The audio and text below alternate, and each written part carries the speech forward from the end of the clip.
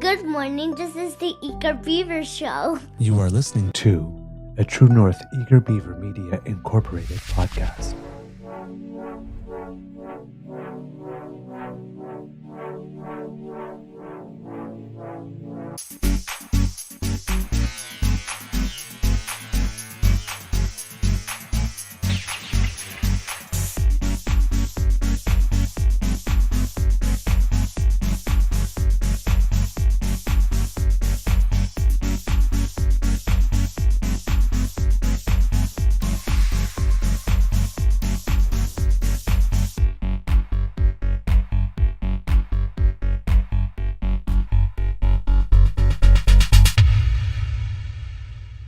The True North Eager Beaver podcasts are proudly brought to you by our founding sponsors, the Misfit Mysteries from Corvid Moon Publishing, your source for science fiction, fantasy, and cozy mysteries featuring a broad diversity of characters, CanadianTarot.com, your uniquely Canadian online eclectic tarot community, and the Peppermaster, hot pepper sauces made from farm-fresh ingredients to thrill your taste buds and expand your mind.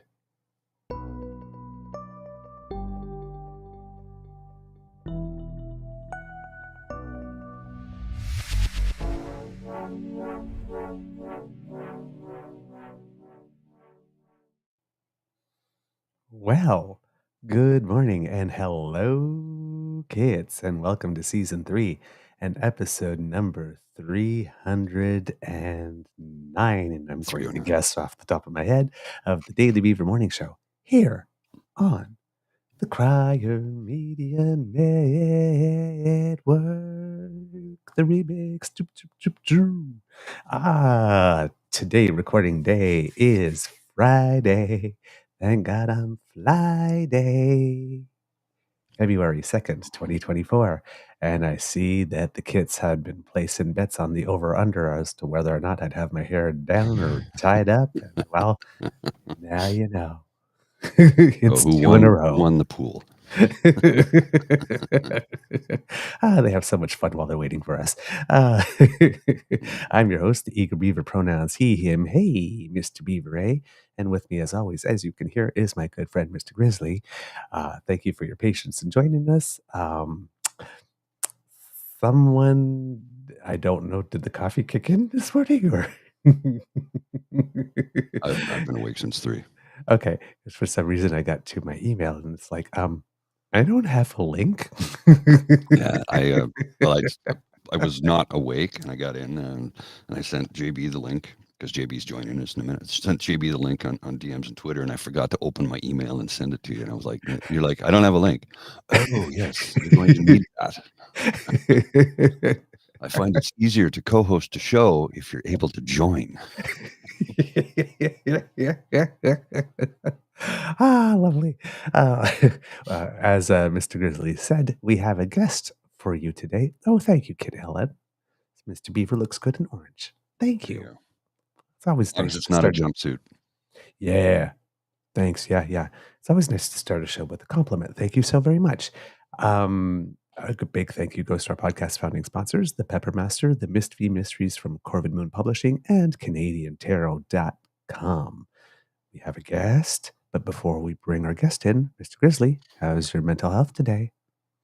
You know, surprisingly, it's quite good this morning. And I say surprisingly because I woke up at 3 a.m. with a raging migraine, like a migraine so bad, it was like lying in bed just with an ice bag on my head, almost in tears. And Bridget started to massage my temples and the back of my neck to try and help get some of the pain away. And it did help.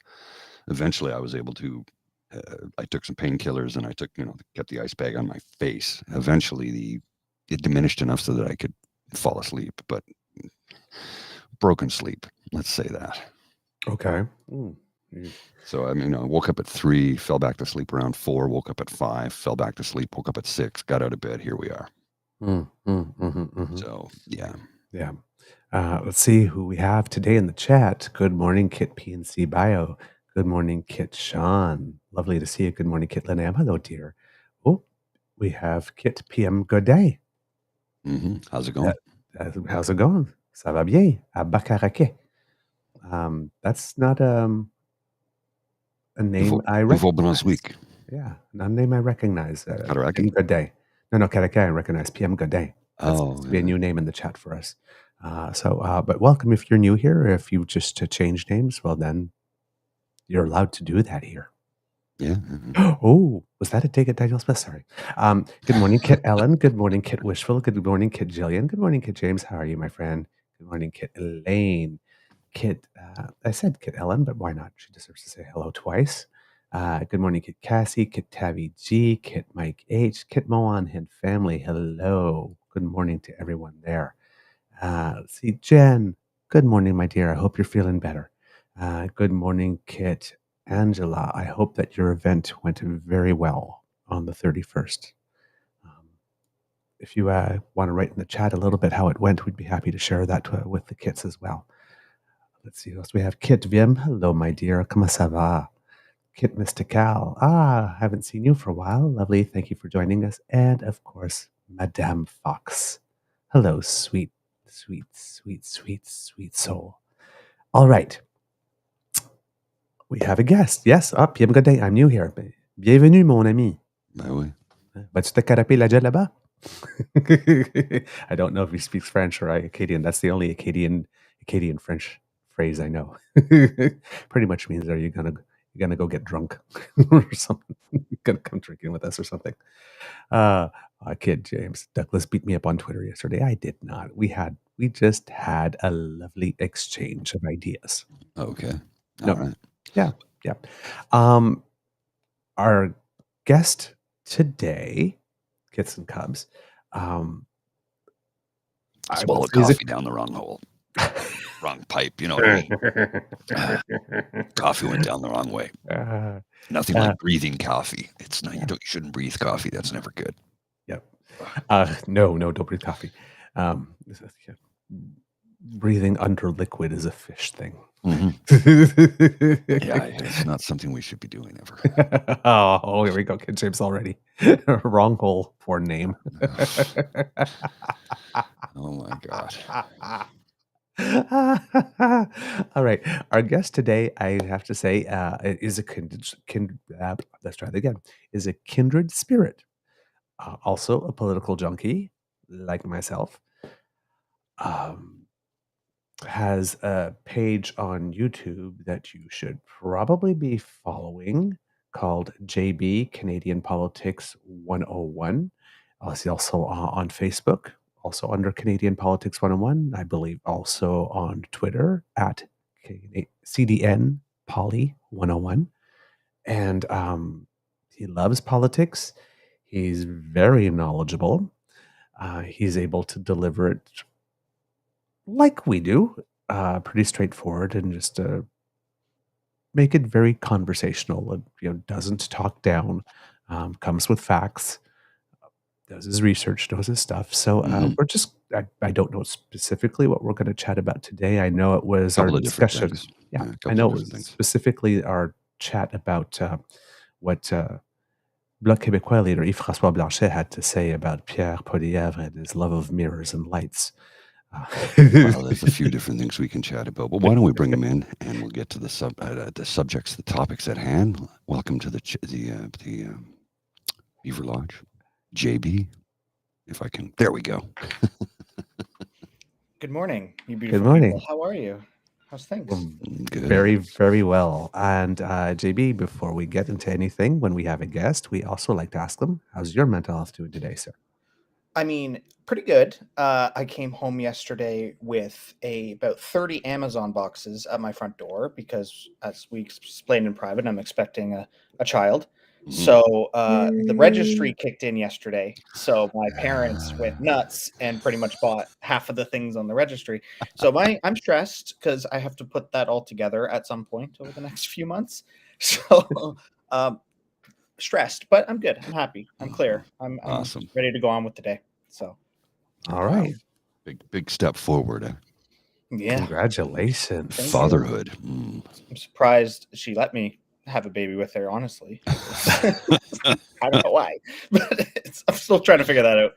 But we'll you know what? I think that's something every man and father to be goes through. Yeah, a little bit. I'm in She actually thinks them together are enough to father? Oh, good. Has she met me? Yeah, no. No, it's gonna be good. I'm excited. It's her second, my first. So we already do have a little one running around the house. So it's nice. That's how. So you're not a complete rookie to this, then?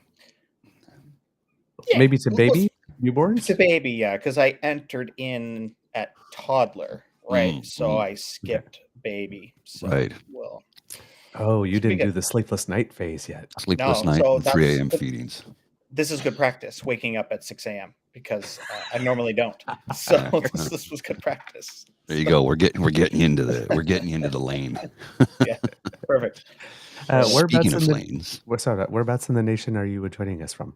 I'm in the GTA, so not in Toronto, just outside Toronto. But to everyone else, I just say Toronto because that's the easier thing to. It really is. Yeah. Well, I mean, Toronto's an hour from Toronto, right? So yeah, I'm an hour from the end of my street.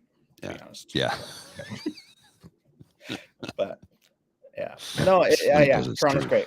Been here 9 years, so I've it's become my home, more or less. All right. Yeah, because you're originally from O-Town, are you not? Yeah, that neck of the woods, a little bit south, but technically Ottawa. So, yeah. Excellent. So, all right, Mr. From Grizzly, there to you were going to say something. Well, yeah. So a couple of different things. Let's address. First off, I don't know if you saw it in the little bit of a write-up that we have here talking about safer supply and how in British Columbia they recently came up with the numbers to prove that everything Pierre Poilievre says is absolute bullshit. Really? Yeah. Imagine that, eh? Newsflash. Breaking news. Pierre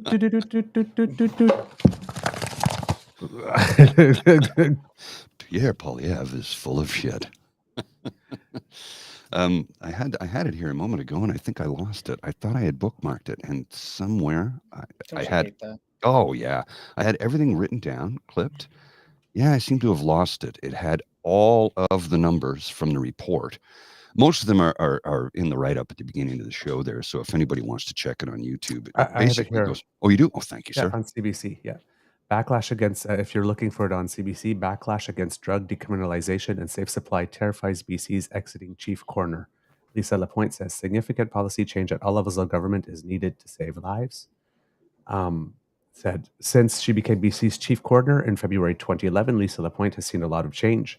In 2016, the province declared a public health emergency over drug poisoning deaths. In 2023, BC decriminalized the possession of up to 2.55 grams of some illicit drugs for personal use.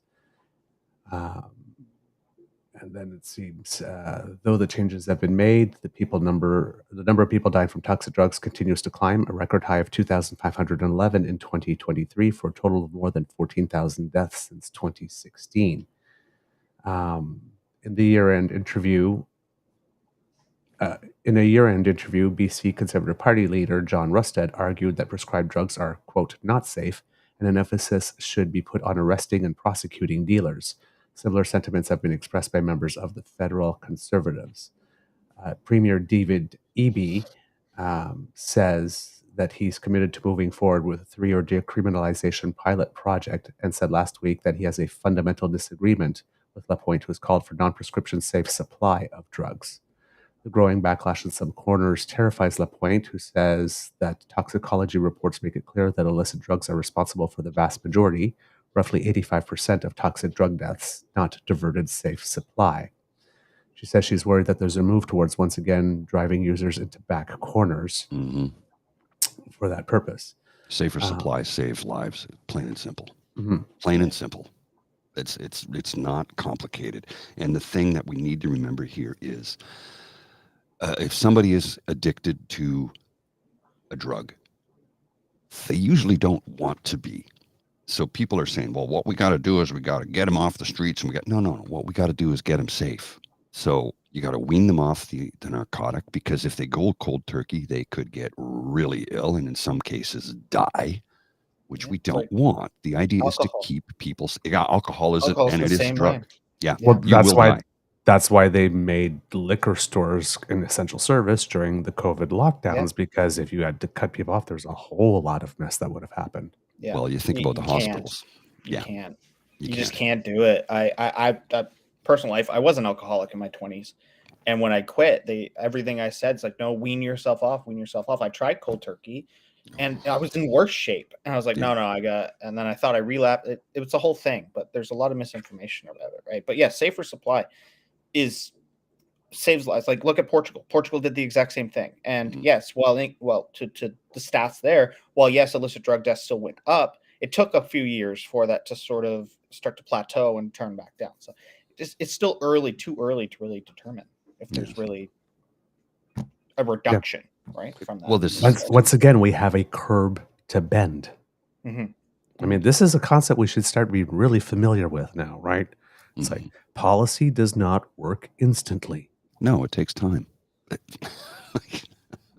It's like, oh my God, you like put in carbon pricing. Oh my God, it's been all of 6 seconds. It didn't work yet. Well, I guess we should scrap it. It's like, get rid of it. Get rid of it. So we have a lot of things to talk about today, and it's a Friday, so I'm working from home, which means I can go on for a couple of hours. This is the one that everybody's making fun of right now after Sean Fraser basically murdered Andrew Scheer. Top rope, elbow down, didn't miss. Like, just, I've watched a lot of politics. My dumb guilty pleasure is turning on Question Period and just having it on while I'm working during the day, and I had to stop what I was doing to clip that. Like that, I was in the middle of something when I saw that. Just absolute dummy of a move. You know what? We're talking about Andrew Scheer. He's not the brightest bulb on the Christmas tree. Oh my God! Listen, this guy. Everybody's born with a 100-watt socket, and he keeps on insisting on putting a 10-watt bulb in there. Oh my God! Yeah. Right. And we have the clip. Actually, I gave it to you. I actually took it from your page on Twitter, by the way. So somebody said to me that, like, why is Andrew Scheer still around? Because he's a useful idiot that will say anything, but he's in this, like, the most conservative safe seat in, like, Canadian history. Like, nobody's touching that seat. The Liberals don't even have a shot at it. So he can't vote him out because his constituents keep voting him in. Right. He also has a bill to work off. Yeah, that's true. So let's forever go to the washing clip, dishes at Restaurant Chez Pierre. Let's go to the clip, shall we? This is what we call political. I think as Kit Jake from What You Can Do says, rope bounce, people's elbow, poof. This is a good one. Check this out for those of you who've not seen this. Cost, and the carbon tax is going to drive up food prices again on April 1st when he drives it up by 23%. What's that going to do with food prices? Well, the Keilstra poultry farm in Okotoks says that they're going to go from paying $180,000 this year to $480,000 when the carbon tax is fully quadrupled. These are hundreds of thousands of dollars in extra taxes that all get passed on to the shopper in the grocery aisle, and the rebate doesn't cover any of it. If the Prime Minister won't axe the tax, will he at least cancel his April 1st increase so food prices don't go up even further? The Honourable Minister for Housing, Infrastructure and Communities. Mr. Speaker, families in my community do raise the cost of food as a very real concern. That's why we put forward measures like the grocery rebate.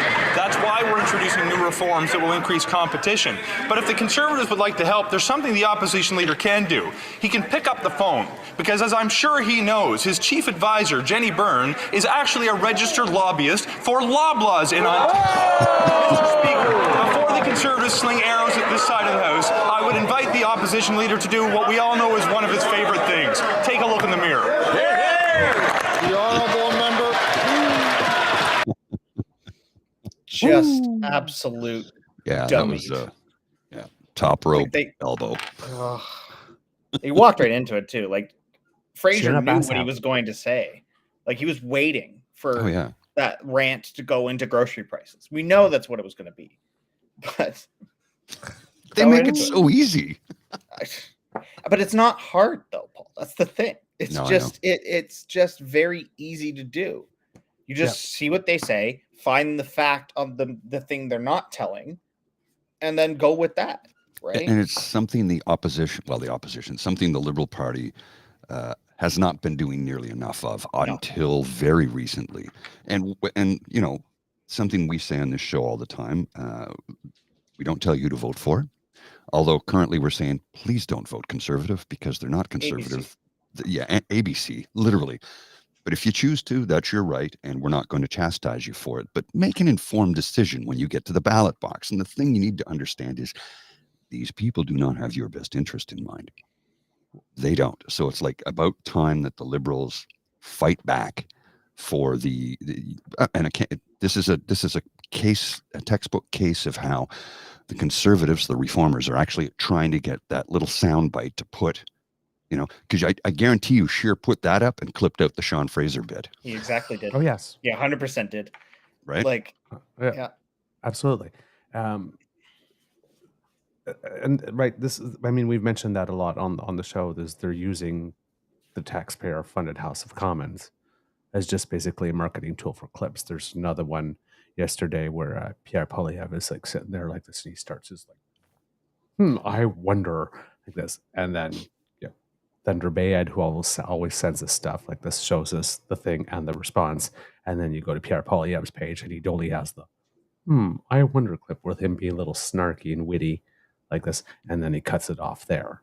So they're only there to pose and pose and pose and pose. Again, talking about lights and mirrors. Look, like this is kind of what they need to do.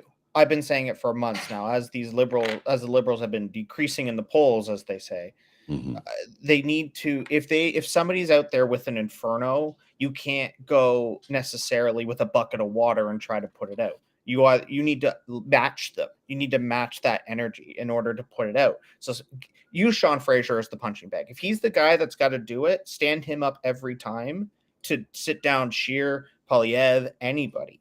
And wasn't he like 6'5" or 6'6"? Oh, like he's a big dude, and big so Nova well Scotia spoken. boy. So well spoken, knows his stuff, will not be pushed around, is whip smart. I mean, like, he's going to be something in the Liberal Party. Post Justin Trudeau, I fully suspect Fraser's either leader or deputy prime minister. He's going to climb those ranks. Like he's there. Like he's definitely got that little spice to him. And he literally is fighting for Canadians, literally doing it. I mean, you know, the whole housing thing. That when I was Minister of Housing, you did nothing, Skippy. You did nothing. And you weren't actually Minister of Housing. It fell under your portfolio at the time. And again, you did nothing. 20 years on the Hill, one piece of legislation, and it was pulled back because it was so bad. Yeah. Well, it sunk his party. Yeah, it did. His what was it? Fair Election or whatever. Fair Election Act. Yeah, he named it as well. Mm-hmm. Of course, like even the names of the acts are advertising tools, right? Yeah, it's very Republican American-esque type of behavior, right? Yep. Like I liked when our bills were simple names. The Canada Health Act. We know what it is. It doesn't need to be fancy. It was just we gave us health care. The Cannabis Act. We know what that is. Like, there's no fancy. Conservatives love it. Doug Ford does it all the time in Ontario with the like super long act titles. It's like, dude, just you're building a highway. You don't need to give it some like stupid name, right? Like, but the Highway 413 Act. Boom, just that's simple enough. Tell me what it is. Say what it is. You know, that's it. Or be honest. I'm paving through the Greenbelt to pay my Developers Act. That's what. Well, that's what it really is. Yeah. I mean, let's be honest. Yeah. No. Now I have something here that both you gentlemen might find of interest. I'll give you some background on this. So this is a woman, Sarah Zagoda. She is in Alberta, I believe. Hang on. Mom, school tech, nerd, ethics enthusiast. Her Airdrie Treaty 7 territory, Alberta. She says, I just got an automated survey regarding parental rights in Alberta. It starts off talking about how kids need consent for tattoos, piercing, tanning beds. Then it brings up abortion. It states minor child with no definition. Who saw this coming? Let's have a listen to this, shall we? Because I'm curious to find out what exactly the UCP is doing when it comes to, children's rights in the province of Alberta. Come on, play. There we go. Decisions regarding minor children, such as medical treatments, piercings or tattoos, the use of tanning beds, or even the administration of Advil at school all require the consent of parents. Minors do not, however, require the consent of their parents to get an abortion in Alberta, nor is it required for parents to even be notified about their minor child's abortion. What do you believe? Should parental rights include parental consent for a minor child seeking an abortion? Please select the option that most closely aligns with your view. Press 2 if you believe parental notification and consent should be required for a minor child to undergo an abortion procedure.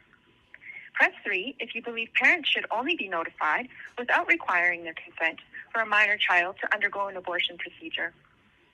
Press 4 if you believe neither consent nor notification should be required for a minor child to undergo an abortion procedure. Press 5 if you are Thank you for your participation. I'm happy she showed what she picked, because I was getting concerned there for a second. Yeah, she showed what she picked. Yeah. And it plays right into the whole bit about Daniel Smith's recent speech that, do I have it? I think I have it here. Yeah, no, that's not it. What was it? Our friend Nate Pike. Thank you. The breakdown. From the Breakdown, Alberta, said basically she did a press conference, I guess it was yesterday, talking about after her 7-minute diatribe. And in the press conference, he says, so this looks like they're about to restrict abortion rights from women. Well, didn't that phone call kind of go that route? Was that an official phone call, or was that from the UCP? Yeah. From the UCP. Oh, wow. Okay. Yeah.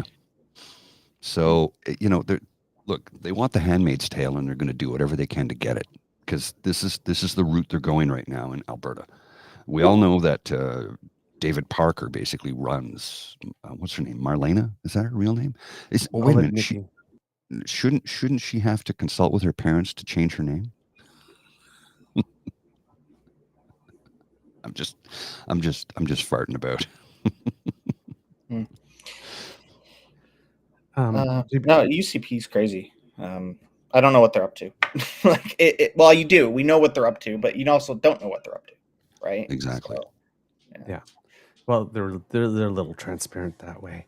But yeah, that sure didn't take long to make that shift. No. JB, I'd like to ask you, what is it about politics that fuels your passion? Honestly, it's been something that I always had an interest in. Like even as a teenager, I was that kid that was like encouraging people to go register to vote when they were 18, right? Like it's just always something that just scratched that part of my brain to engage people and have discussion with people. I'm a big believer that politics, everybody has their ideology, and it's healthy to have political debate. It's healthy to have a political conversation, because these are the decisions that are changing our lives, right? All three of us act within what the government wants us to do and what society says, right? So we'd be stupid not to have discussions about it and what we think is the right path forward. And I love a good debate, but it's got to be in good faith. And what's happening recently is you can't do that. You talk for 5 minutes to somebody and they bring up something about him being Castro's son, or something about Trudeau this and something about Trudeau that. And it's like, so I can't engage you anymore. Like we were having a good back and forth. Maybe it's about immigration. Maybe it's about housing. Maybe it's about healthcare. There's so many different things that we can talk about. But recently, and why I've stepped up to try to take a more information-based approach, is because I've seen a lot of people just from my hometown talk about like things that are just blatantly wrong. And I'm like, it's not good. Like what started it was my father, my loving father, as nice of a man as he is, started posting anti-mask crap on Facebook back at the start of the pandemic. And I'm like, Dad, like, what are you doing? And he just didn't get it, right? He was just sucked into a trap that this was a bad thing. Mm-hmm. So I brought him out of it, because he's a sensible person when you get him thinking. So it's just like, I was like, I got to do something, because my own father's getting sucked into this crap. So that's when that must have been a bit of a surprise to you at the same time. Like, holy shit, right? Yeah. Like my dad's not like, he's an educated man, has a good career job. Like he's not stupid. Right. So it's like, what are you doing? And he's just like, oh, I just don't like it. It's just different. And that's typical old person kind of thoughts, right? So, but he realized that's like, no, this is the right thing to do. And then it went away. But it was a scary week there when he was doing that. I can well imagine, yeah. Well, it's a common thing because, I mean, I hear it a lot about it in the States, and it's happening here, but you hear a lot of people, that their family members, people they love, people they care about, their friends, whatnot, they see them being pulled down that rabbit hole, and they're trying to pull them back. And this type of rhetoric, it's not only dangerous to the nation, because it sets the stage for a whole bunch of stuff, and it all sets the base for stochastic terrorism. But they turn around and they talk about other people being divisive, I guess, and it's like masks are divisive, vaccines are divisive. Well, any idea really is divisive. Divisive in and of itself is not a bad thing. When you're separating good ideas from bad ideas, you're being divisive. But these types of things are literally dividing families. Yes. They're separating people who love each other from, it's not politics. It's not, I believe in free trade, I don't believe in free trade, and we have a respectful disagreement, we move away. This is like, I believe that vaccines save lives, and I believe that you're trying to kill people, infect them with diseases. I'm like, this is a whole other level of division. What's it when you saw that moment happening like this? Like, what when you're informed and I guess you've made the choice to be informed, what does that feel like when you feel someone that you love just starting to slip away? It was very, again, like I said, shocking, because that's just not my dad's persona. Like, people always say to me, it's like, oh, your parents were probably conservative. I'm like, nope, not my parents. Like, they were union loving, like, type of people, right? Like, stand on the front line, rah, rah, rah. Like, I'm, that. And then they birthed me, and I ended up being more left than they are. Like, they like, I'm over there. So, and so when you see somebody who you are politically aligned with, like me and my dad get along and we agree on everything going forward, just to kind of see him go down that path was frightening at first. And the first person I talked to was my stepmom. Like, we got to stop this because this is dangerous, right? Like, you can't go into the grocery store without his mask on. Like, he's also older, right? So I just don't want anything to happen to him. And it took a FaceTime call, because obviously I'm away from home, with him, to be like, Dad, no, this is the reason why we're doing it. This is the reason why. He just didn't get it. And it's the whole thing that I like to say on my channel is, like, when people are presented with new information, they go down two paths. The smart ones learn about it. They take a step back and go, what is this? What is going on? Something's new in my life. Why is this new? What is happening? But then there's other people that don't want to do that or are afraid to do that. So they just get rage automatically. Like, that's the first thing that turns on is rage about it, because they just don't understand it. They just don't get it, right? But it's kind of to answer your question. Well, when there's something new that comes into your life and you're asked to do something, right? Change behavior, for example. There's a cost to that. The cost is not always financial. It's energy, time, effort. You got to invest something. You got to do some research. You got to find out. You got to educate yourself. Or, it's like just even putting on a mask. It's like, okay, yes, I have to go get the mask, but then it's oh yeah, I have to remember to take the mask and I have to remember to put it on. Like, there's a cost. You have to think about it. It's taxing. You'd rather just get on through your day, right? So you're soliciting something, because some people just don't want to do the work. Yeah, no, that's a great way to put it. Yeah. Well, and one of the big comments about it was, for the first time in people's lives, they had their privileges suspended and they just couldn't handle it. Suspended to a level that was noticeable, because we suspend privileges all the time. I use this example when I'm talking to typically anti-vaxxers or whatnot. I say, look, when you drove here to this event to hang up this flag and swear at the Prime Minister, did you stop at a stoplight or a stop sign? Right? Did you obey your traffic laws? Right? Well, yeah, of course. It's like, cool. What was physically stopping you at that stoplight? There's no barrier. There's nothing. You have full control of your vehicle. You could drive right through that red light. And they say, well, it's the law. It's the rules. Exactly. Right? So we give up these privileges all the time.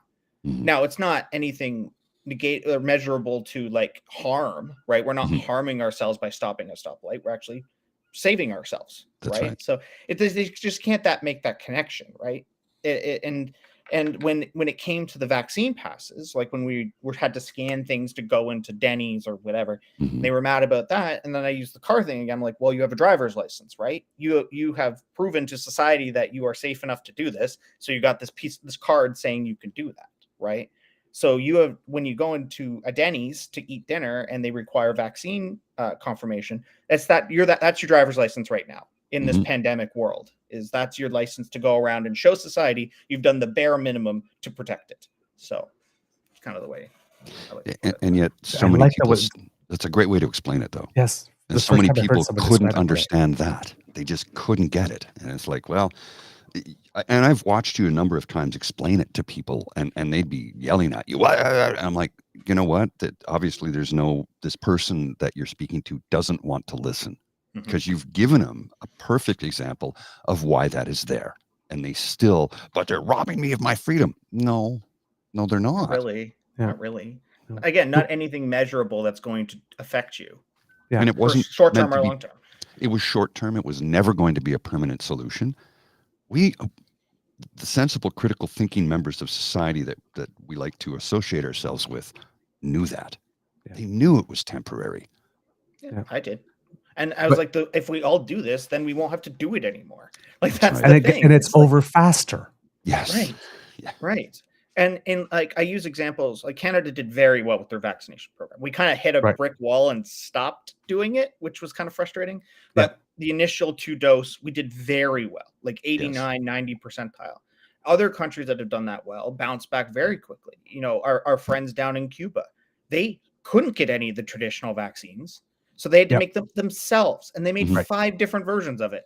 And their vaccination percentage was like 98%, not because they were communist and forced everybody to do it. It was completely voluntary. But the citizens knew, it was like, I got to do this because we need tourists back. We need our economy back. And the sooner that we can all do this thing, we can start welcoming people back into our country, which is a big driver of their economy.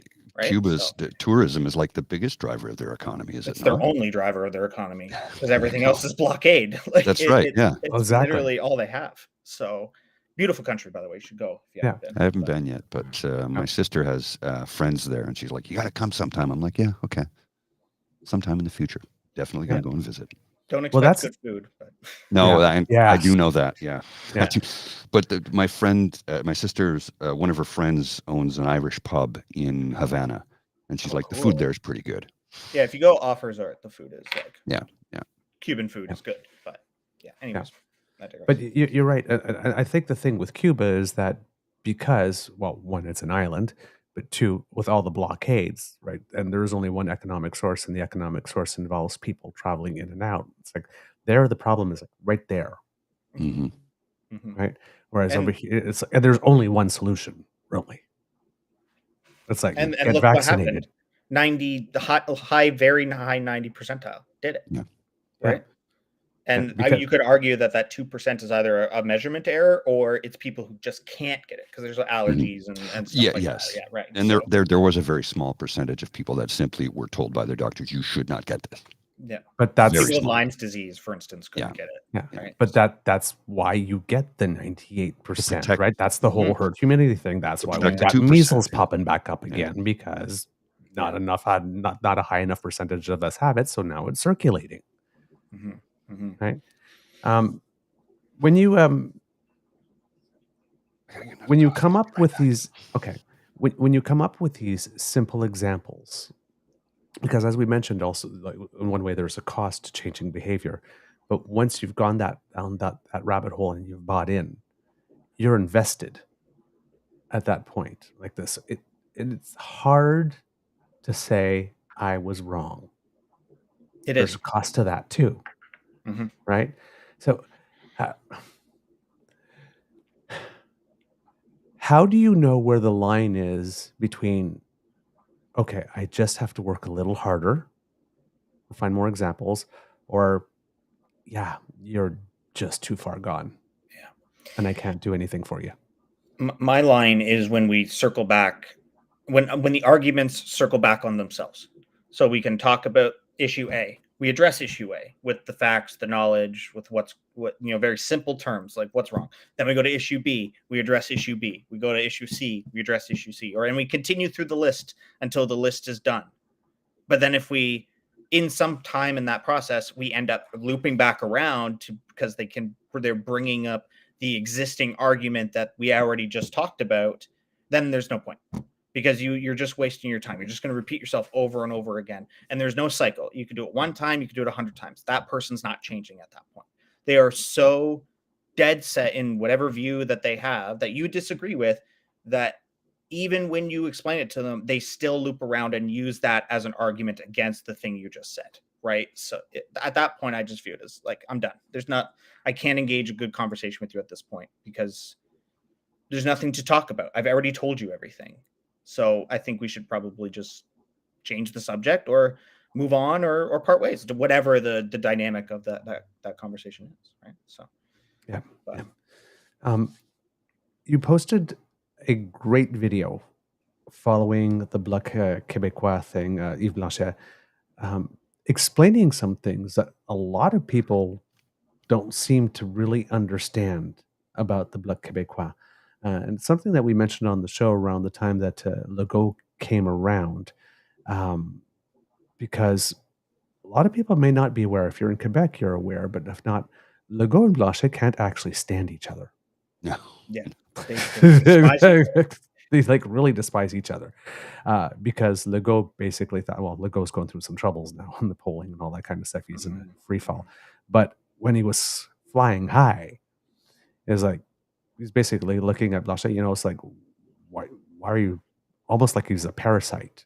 It's like, I'm the one that's doing the hard work. All you have to do is take the vote that's at the National Assembly and run to Ottawa and say, hey, the people of Quebec say. And the Bloc Québécois doesn't really do much policy work. No. They just basically take what the Assemblée Nationale says and then bring it to Parliament like he's sort of emissary or something. Right. Which is fine. And if that keeps Quebec with us, if that makes them happy, great. Right. Yeah. That's kind of what I have no problem with the Bloc. People are just like, right. What do you have an issue with the Bloc Québécois? I'm like, I don't. I get it. Because a federal party isn't defined that you run in every riding, which is you would traditionally think like that's what's a federal party. I could start a party tomorrow just for my local town that I grew up in with one riding. And if I get elected as an MP, I'm a federal party. I'm a federal MP. I represent my constituents, but I'm sitting in the House. I'm doing federal government stuff. So the Bloc is only job is to make sure that Quebec's best interest is in mind. And great, awesome, whatever. Like they're an issue party.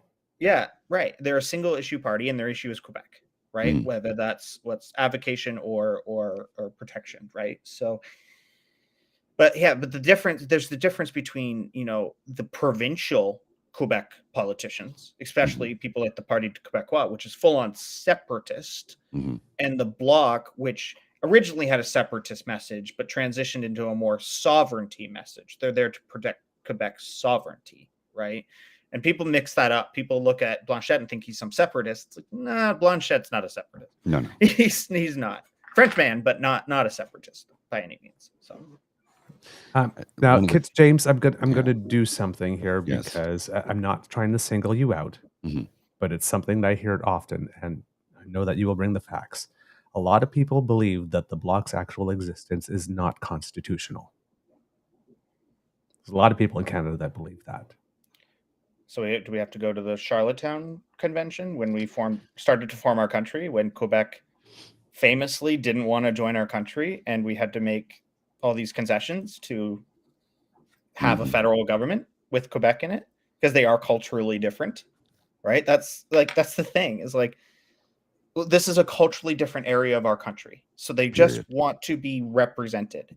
And we were seeking independence or starting the process of independence from a group of the British who did not like the French. So I understand them having this disdain.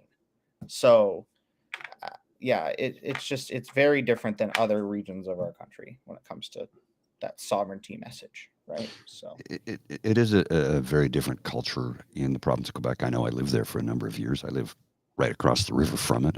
I've got family and friends all throughout the province. I spend 28 Christmases in Montreal and spent many summer vacations in Montreal visiting families. So I do understand that there is a huge cultural difference between Quebec and the rest of the country. And it's not just a language thing.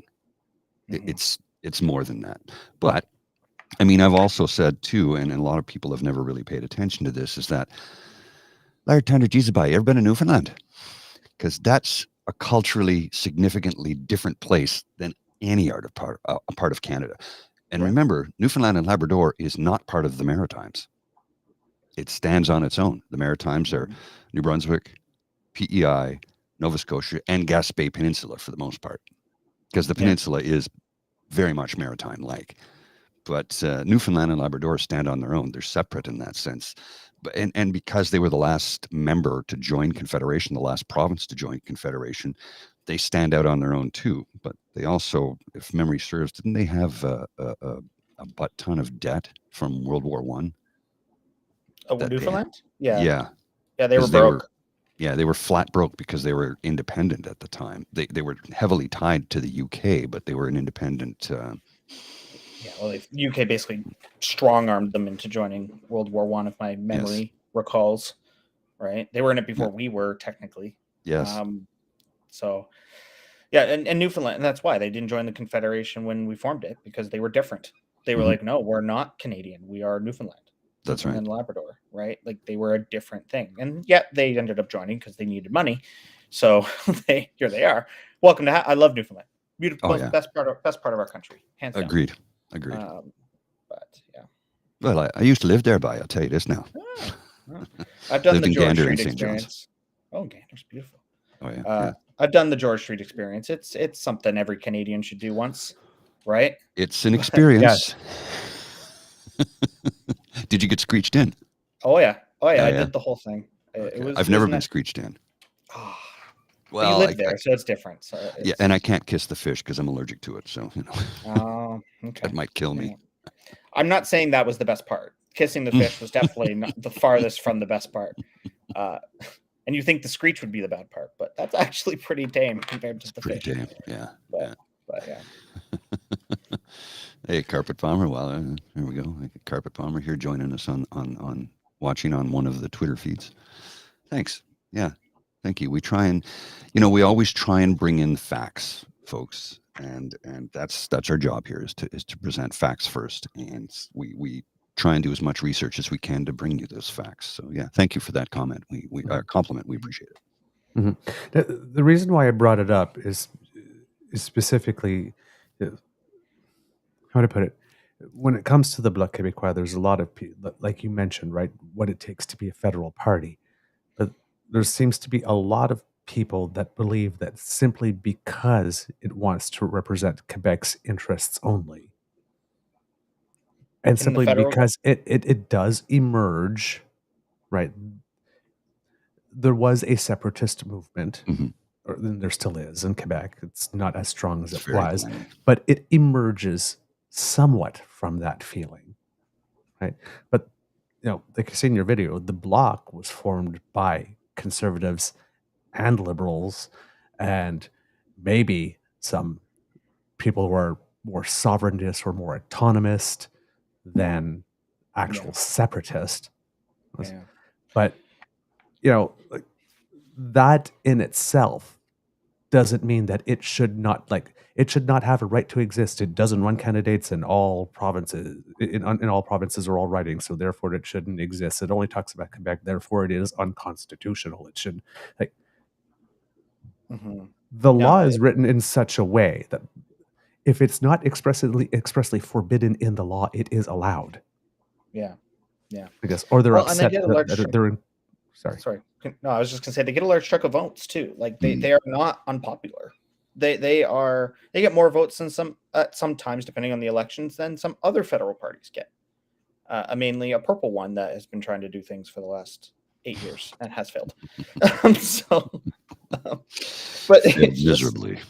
But that's the thing, is like the PPC is begging to be legitimized during their whole existence. They want to be in the debates because they want to feel like they're important, and they shouldn't run candidates in every riding, but they do. Some of them are a little bit weirder than others, but they pose a candidate. So that's their argument, is that we're a federal party, but the Bloc gets more votes than you. So why should they not be represented federally? I get the argument. Like, I get, like, oh, they only run in Quebec, so it's a sensible argument. Yeah, it is a sensible argument. I've always felt that way too. I mean, and we talked about this recently, a few years back, when the debates were on, Elizabeth May was refused a seat at the debate table for, I think, the second debate. This is a number of years ago, and I'm like, well, hey, hang on a second now. Their party actually is national. They didn't have a single seat, but they had somebody running in every riding, right? So they're like, well, you're not a national party because you don't have a seat. And I'm like, but they're running across the country. I think they were largely afraid of her because after the first debate, she made mincemeat out of all of them, and they didn't want to debate her again. Excellent debater. I think you guys have said this on an episode in the past. She's a fierce parliamentarian and a debater. Yes. Like, she's one of the few people, her and Blanchette, funny enough that we're talking about the Bloc Québécois, are two people that I would not want to have a debate with, because I'm probably going to lose. Even though I might be politically aligned with them from time to time, I'm not winning a debate against those two individuals. Like, I'm just not. I will concede at that point. So, and I think that scares Trudeau. That scares Poilievre. Well, Scheer and O'Toole at the time. And, like, it scared the hell out of Harper. That's why they changed the debate rules. Yes. They had to have 2% of the vote. And then all of a sudden she got 2% of the vote. So they couldn't use that anymore against her. So it was. Oopsie. Yeah. Oh, I got popular. And I got 2 seats. Yeah. In the last federal election, the Bloc got more votes than the Greens and the PPC combined. Yeah. Yeah, that's what I mean. They're not an unpopular party. I have some Quebecois in me. My grandmother, unfortunately, was on the separatist side of that referendum, but she's a fierce Quebecer. But it was just because she felt she never got represented by Ottawa.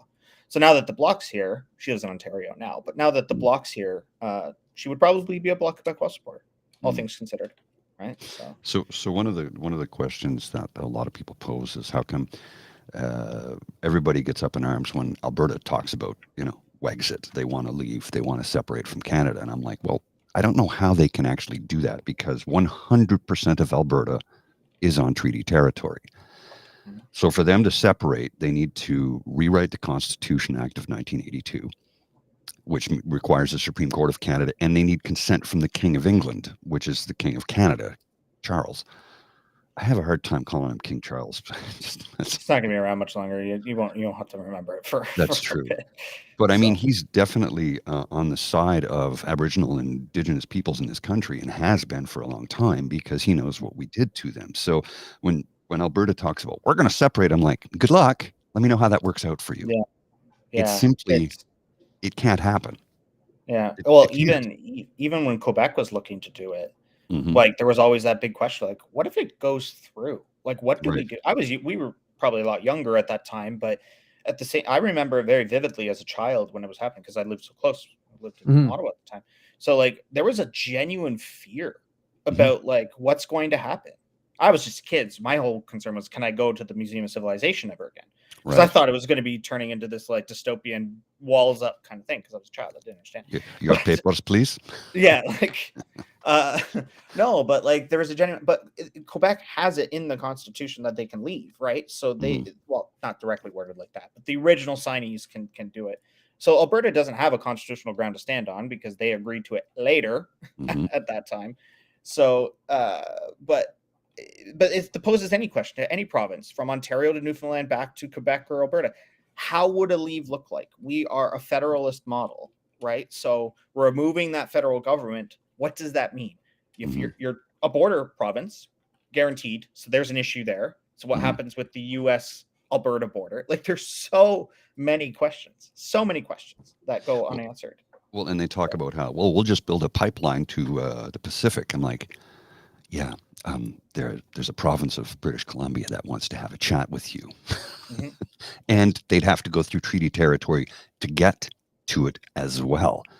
Only about, I think, a third of British Columbia is treaty, not the whole province.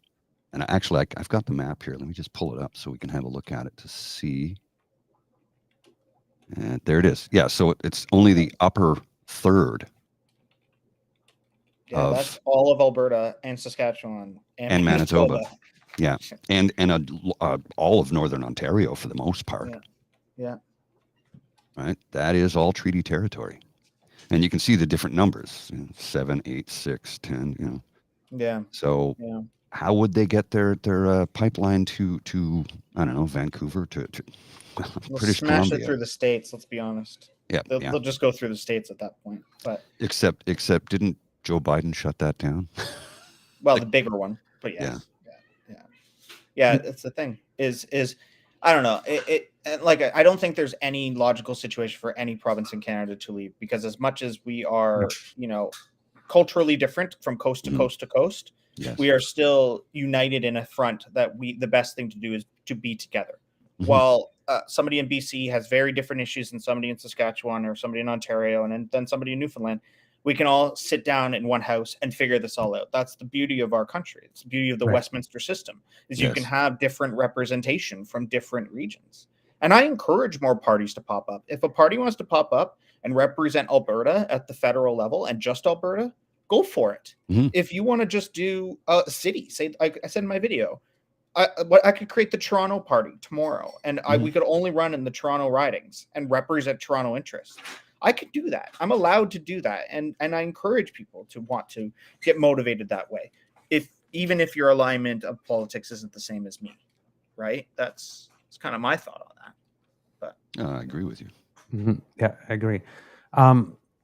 Because there are things, it's okay not to like something, right?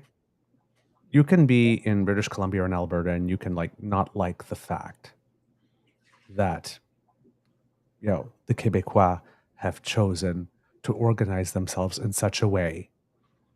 Right? The rules don't stop you from doing it. I mean, they did do it. That's what the Reform Party was at the beginning. The Reform Party was essentially Bloc Québécois, Alberta.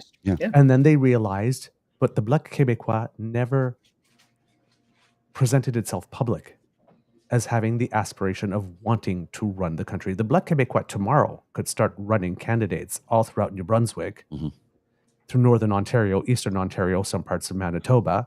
Yes, who knows? Maybe even pick up a couple of seats. Who knows? Maybe in another weird election like was in, I think it was when they were the opposition. When they were in the opposition. If things split all over the place. Yeah. If things were, if they got, let's say they swept Quebec one year and they got all 78 seats, and then picked up 12 in New Brunswick, 80, and picked up about 5 in Northern Ontario and whatnot like this, and ended up with 90 seats, and things split it up 90, 87, 80, because they could be the majority. They could technically be the government and form, but they never have presented themselves as having that aspiration. One of the big things in political science is running simulations. So you put the election results through simulation. And remember the old show Air Farce back in the 90s and the early 2000s? They had political scientists on their staff, so they could write these clever whips and jokes about politics.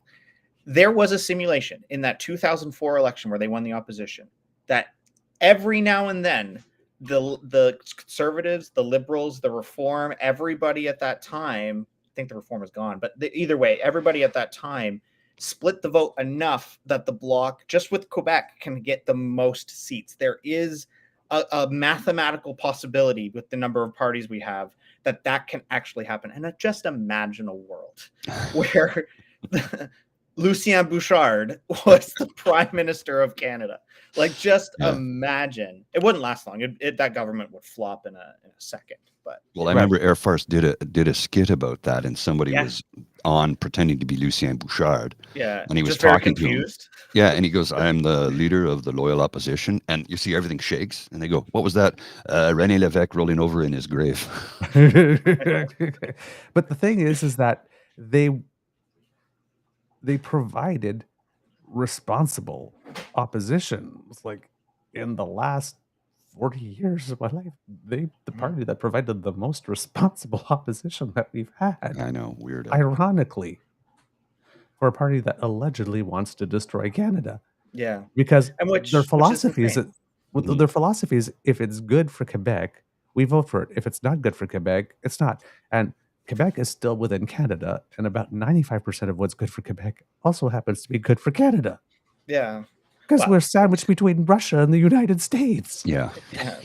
And Denmark now. And Denmark can't. That's can't- right. Oh, yes, in Denmark. We share got a that land border with Denmark now for Yes. So half a should we mile. not get European carte blanche passports now? I want us to set up a pipeline between Denmark and Canada, smacked right through that rock in the north, right? Let's tie up with our European brothers and sisters, right? Well, how many times has Denmark been voted as the happiest nation on earth because of the quality of life And they we've been have? number 2. Yeah. So number 1 and number 2 now border each other with a land Woo! border. Yeehaw. Rope in St. Pierre and Miquelon, and we're rocking, man. Yeah. That's another thing is you can go to Europe for a 2-hour flight from Montreal, and people don't realize that. Nobody knows It's that. It's like, a little island off the coast of It's like- Newfoundland. it looks like Newfoundland. It feels like Newfoundland, but it's France. And it With is European France. passports. Yes. Yeah. And they I wanna use the go. euro. I was actually. Want to go? Sorry, go ahead. Sorry. Yeah. No, please. So no, I was actually in Newfoundland for Canada 150. Yes, and I Oh. was walking on. Oh God, sorry. You just named the name of the street, and I've lost George it. Street. On George Street. Yes, and I saw 3 people, with the black and white stripes and the berets like this. They had come from St. Pierre and Miquelon to Newfoundland for they're in the streets talking French. And I'm going, oh, Yeah. I know where you're from. So crazy. So crazy. Yeah. And the same thing down in South America. There's a French border with Brazil.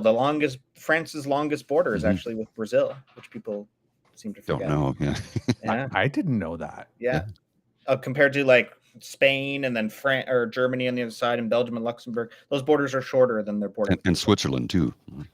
There's a little bar trivia for you if you're ever get that question to come up. That's, I did not know that.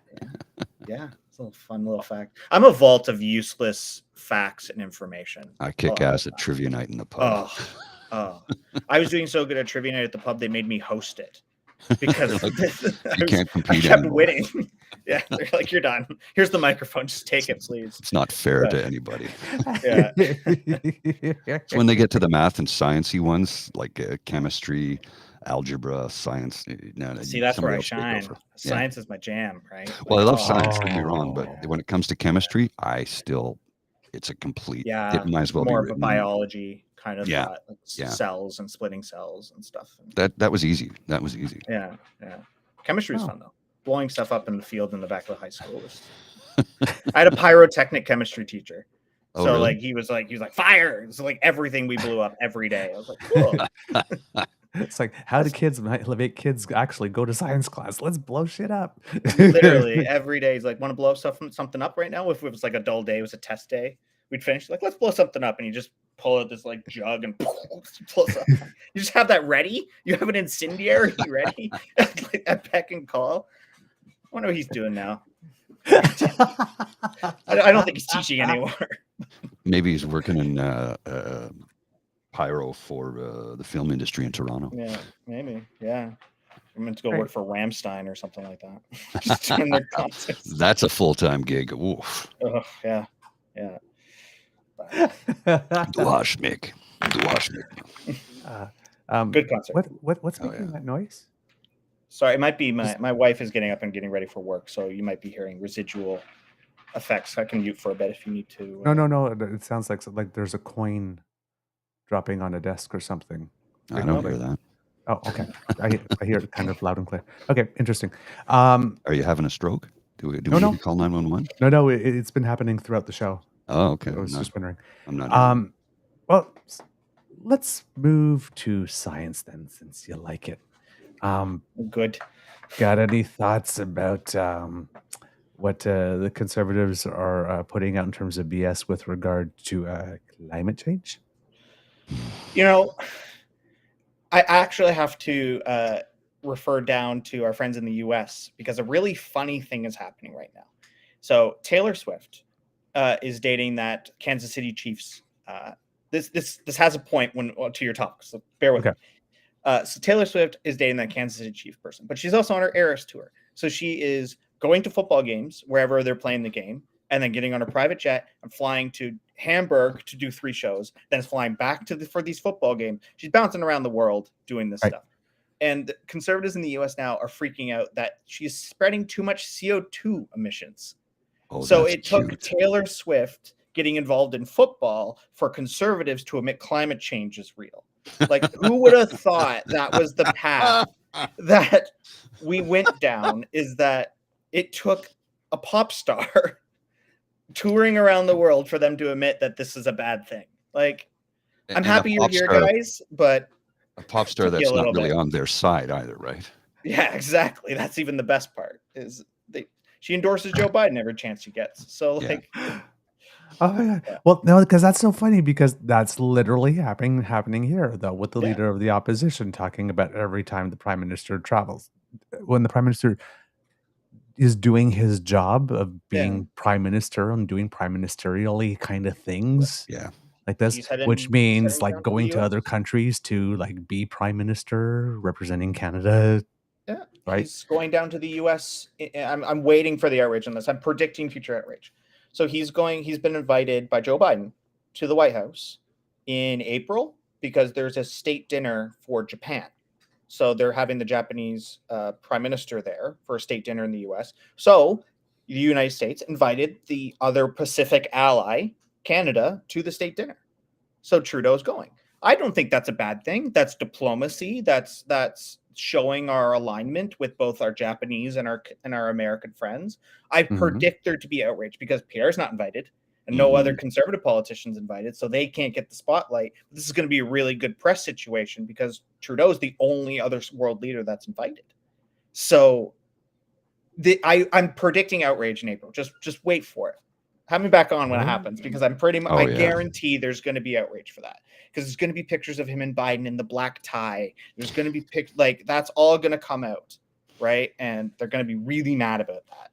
So now, the reason I bring it up is because we have a certain leader of the loyal opposition, who is bragging about, I've hosted 143 town halls or something like that over the last year. How's he getting there? Yeah. On his bike. Yes. He's on his bicycle. He's taking his carbon tax rebate and bought a bike. No, that doesn't exist. Oh, right. No, they acknowledged it yesterday. Oh, they did? When it fits their narrative. Yes. In that video we played, right? They acknowledged the rebate doesn't cover it. Oh, cool. So now you know about the rebate. Yeah. When it doesn't pay for your farmer you cold called and got a bill from. Like, it's but yeah, no, they're acknowledging it now. But yes, and the town halls. And I did this. I found this out because you can go and look at the public expenditures of most members of parliament. Right. You can look it up. It's on the Our Commons website. And Pierre, because he can't use campaign dollars for these rallies, because that's a violation of the Elections Act, he's got to use government money and use it under the ruse of its official opposition business, which, sure, he's allowed to fly to places if there's a factory opening and they want to invite him out, or there's an event or something going on. He's allowed to travel. I have no issues with any politician traveling around to do different things, right? But he's spending over $1 million a quarter traveling, more than any other opposition leader has ever spent, ever. Like, even when Trudeau was opposition leader, he never was. Trudeau never was opposition. No. He went from third to first. Yeah. Right. Sorry, I'm thinking of Thomas Mulcair, when he was after Jack Layton. He traveled around to do stuff. He was the opposition leader. He's got stuff to do. He's got places to go. But $1 million a quarter. That's a lot of money. Yeah. That's a lot of Air Canada lounges. Well, and he keeps talking about how he's going to get people who are living in their parents' basement out and into housing, because they're going to, wait a minute, they're not going to build houses. No, they're going to. How's he going to lower? How's he going to lower the price of housing again? Oh, that's right. They don't have a plan. Their only plan is, they said they're going to punish municipalities that don't build houses. Cool. So go to the city of Toronto, who's broke, by the way. Yeah. And say, build houses or we're not going to give you any sort of federal funding. It's like, okay, so you can't do that. Where Sean Fraser skipped the middleman and jumped right over Doug Ford and went to Toronto and said, we're going to give you a $1.2 billion loan to build houses. And they're building enough houses to repopulate 25% of our city's population. That's progress. Yes, they're not going to be built tomorrow. It's going to take time to build it. But to say you can build enough houses to populate 25% of the city's population, and it's massive. A loan that they got to pay back. Yeah. Where's the issue in that? Like, I don't, that's work. That's progress. So. Well, and the whole, he's going to punish cities if they don't build, right? That's what he said. Mm-hmm. Something like that. Isn't that what a dictator would do? Isn't that against the Federalist Papers by going against the federal government overstepping in municipal politics, right? Yeah. So I didn't isn't that something the Conservatives fought for in the conventions? That's was Sir John A. Macdonald. That's what made him prime minister, was because he allowed regional governments to still govern themselves versus the original model, which was the federal government's over-encompassing and does everything like other Commonwealth countries did. Interesting, eh? It's like, there's a little history that you forget about. Yeah, I had forgotten about that. Yeah. No, absolutely. I did. This is why we bring in people that are smarter than us.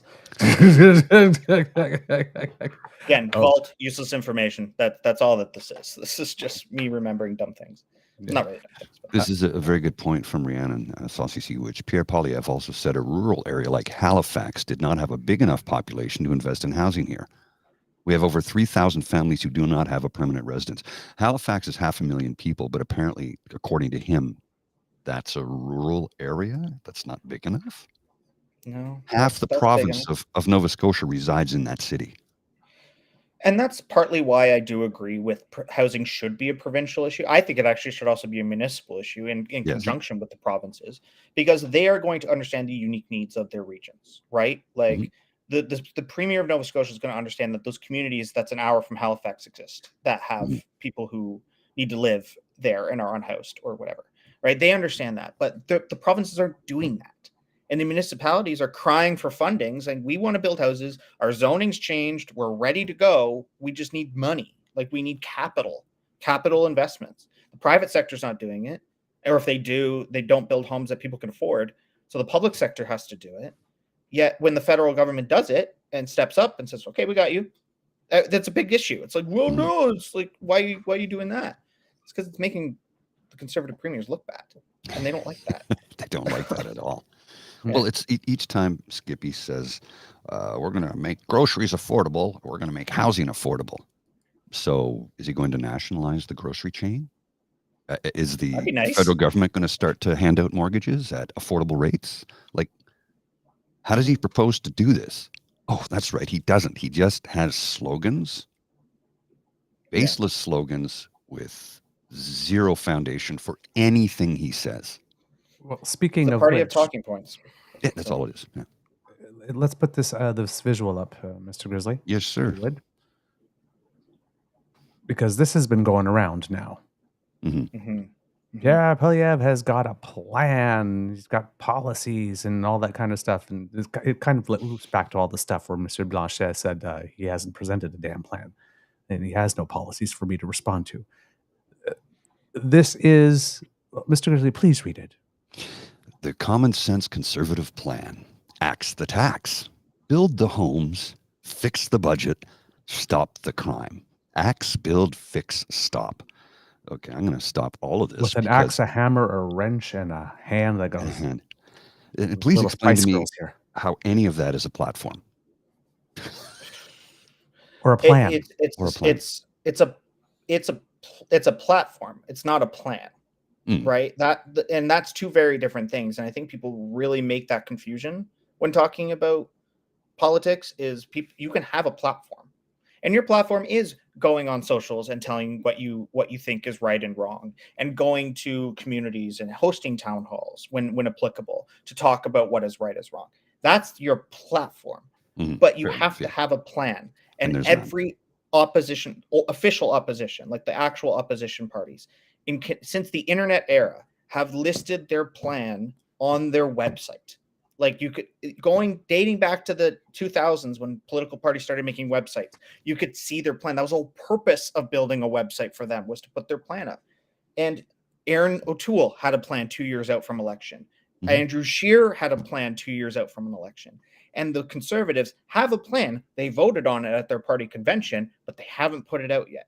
And they always say, well, it's because Trudeau's going to steal it. Isn't that what you want? Don't you want him to do things you want to do? Like it's a dumb argument. Yet there's nothing. But they say, oh, our plan is that axe the tax, the familiar acronym ACFFS or whatever that was. The easy to remember acronym. But my point is like, how are you going to stop crime? That's a provincial thing. Yeah. Like, what are you going to do? Like, hire more RCMP officers? Like provincial and municipal, for that matter, right? Yeah. And you see, and this proves, if you put it back up there, Mr. Grizzly, for a second, see, this proves that they don't have a comms person. Because if I were doing that, I would have put fix the budget first, axe attack second, build the homes third, and stop the crime fourth, and it's called FABs. Yeah. See? Instead of I can remember that. Abs. Fabs. Yeah, like stopping crime, cool. You're going to hire more RCMP officers. And what, are you going to change the criminal code to make something illegal already illegal?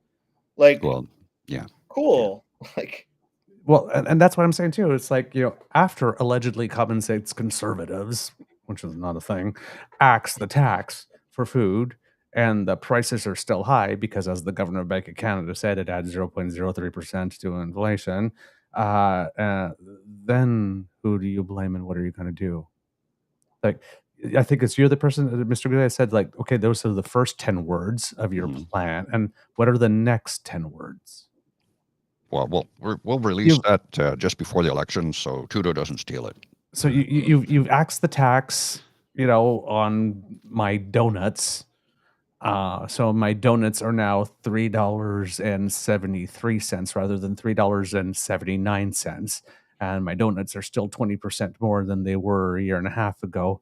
Now what do you do to reduce the price of my donuts? Yeah. Because that 6 cents really helped me afford my rent. Well, it's like when Pierre was pushing out the thing about the mushrooms. There's this mushroom farm in the greater Ottawa area, which is, but they put their bill on social media being like, this is how much we pay in carbon tax. And a fellow friend of mine on TikTok actually broke it down and figured out how much pounds of mushrooms this farm distributes. And it actually only accounted to 0.002, not even a cent, price increase of their price of mushrooms, because math, quantity, volumes, all that stuff is something we have to consider. And that's why the Bank of Canada, the people who are smarter than us on this, have figured it out that this doesn't really affect inflation. So, and what is Pierre going to do in BC or Quebec or Newfoundland, where they've had a carbon tax? Federal carbon tax. Yeah. Cool, Pierre. You axed the federal carbon tax. Great, good job. First thing as you do as Prime Minister is you axe that carbon tax. Go for it. How is this making it cheaper for people in Quebec or Newfoundland or BC, where that tax doesn't affect them? They have their own carbon action initiatives, so they don't pay the federal carbon tax.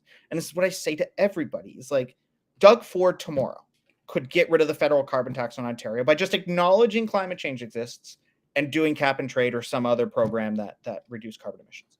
And it'd be gone. We'd be done. We wouldn't have it in Ontario anymore. Like, it's a federal backstop. It's not anything more than that. Well, that's the whole thing. The whole reason we're paying federal carbon tax in Ontario is Doug Ford. Yeah, yes. He gave it to us. Yeah. They got rid of cap and trade and put on the carbon tax. Yeah. It's like if anybody from Ontario, if you happen to be a conservative voter and you are hate watching us right now, if you hate the carbon tax, which is really carbon pricing, the Supreme Court ruled it's not a tax. It's a but regulatory if you actually hate the carbon tax, you have nobody to blame but Doug Ford. Exactly. And Stephen Harper introduced the plan in 2007. That's right. So, including the increasing, not just the flat tax, like the increasing. Yeah. That was all a conservative plan. So the price that the carbon pricing is right now is the price at which Stephen Harper said he would bring it to eventually when he first announced it. Yeah. And all Trudeau did was just didn't get rid of it. Yeah. He just when he took over, he's like, we'll keep this. This is a good idea. It's working. right? It's also a net zero tax. We don't make money on it. It doesn't enter the general revenue pool. It's to pay for things like to deal with climate change, like, various green programs. And then we get it back in the form of the rebate, which I make money on my carbon tax rebate than what I pay in carbon tax. I figured it out. I crunched the bills for last year, and I made more money on my rebate than I paid. Yeah. So thanks for making my groceries cheaper. Because you paid. The vast majority of Canadians will say the same thing because it's factually correct. There's a calculator you can go where you can put in all your gas usage from car to home to propane to whatever, and you say your province and if you're single or married, and it will tell you if you made money or not. Well, I'm sure I'll make money because since I sold my car in October, I don't drive anymore. We moved to a heat pump last month for the first month ever. It's like we emitted 0 carbon from our house. We didn't use 1 drop of natural gas. Like this, we get to choose how much tax we pay. Yeah, and let's be honest, we're all seemingly in a privileged position to be able to do this. Yes. We're doing a heat pump here next year as well for that exact reason, to do our part. But there are people who don't have that luxury, right? That are having to pay that extra 14 cents per liter on their gas. Yes, that adds up. It's an extra $2 to $3 on a fill up, right? That does add up. And those are the people I feel for. And those are the people that the Conservatives are targeting with this Axe the Tax message, because they see it. They don't see the rebates because either they don't file their taxes or they owe money to the CRA. So the CRA takes that money in order to pay off their debt. So they never see it, right? So they don't see the rebates, but then they're also paying the tax. I get the outrage by it. I get it. But it's just one of those things that eventually people will understand that this is important to do. So. But even on that, right, there's an inconsistency because the Prime Minister and the party recognize that at least for Canadians that are using home heating fuel, that this is a thing. So they've suspended that for 3 years and are essentially giving them heat pumps for free. And the Conservatives are mad about that too. There's nothing that they can do that they won't be mad about. Of course. It's one of those things, and I always tell people it's a net zero tax. We don't make money on it. It's not. This isn't paying. And I'm putting a political jab at Justin Trudeau here. This isn't paying for his vacations, apparently, that they seem to think is happening. This isn't paying for the vacation. He's not taking the carbon tax money and going to Jamaica. That's just not what's happening here. It's a net zero tax, and it only applies to people where the provincial government hasn't done shit. Pardon my language to deal with that, but. Well, yeah, it's like if our premiers are not going, this is the thing that we've been saying on the show a lot, is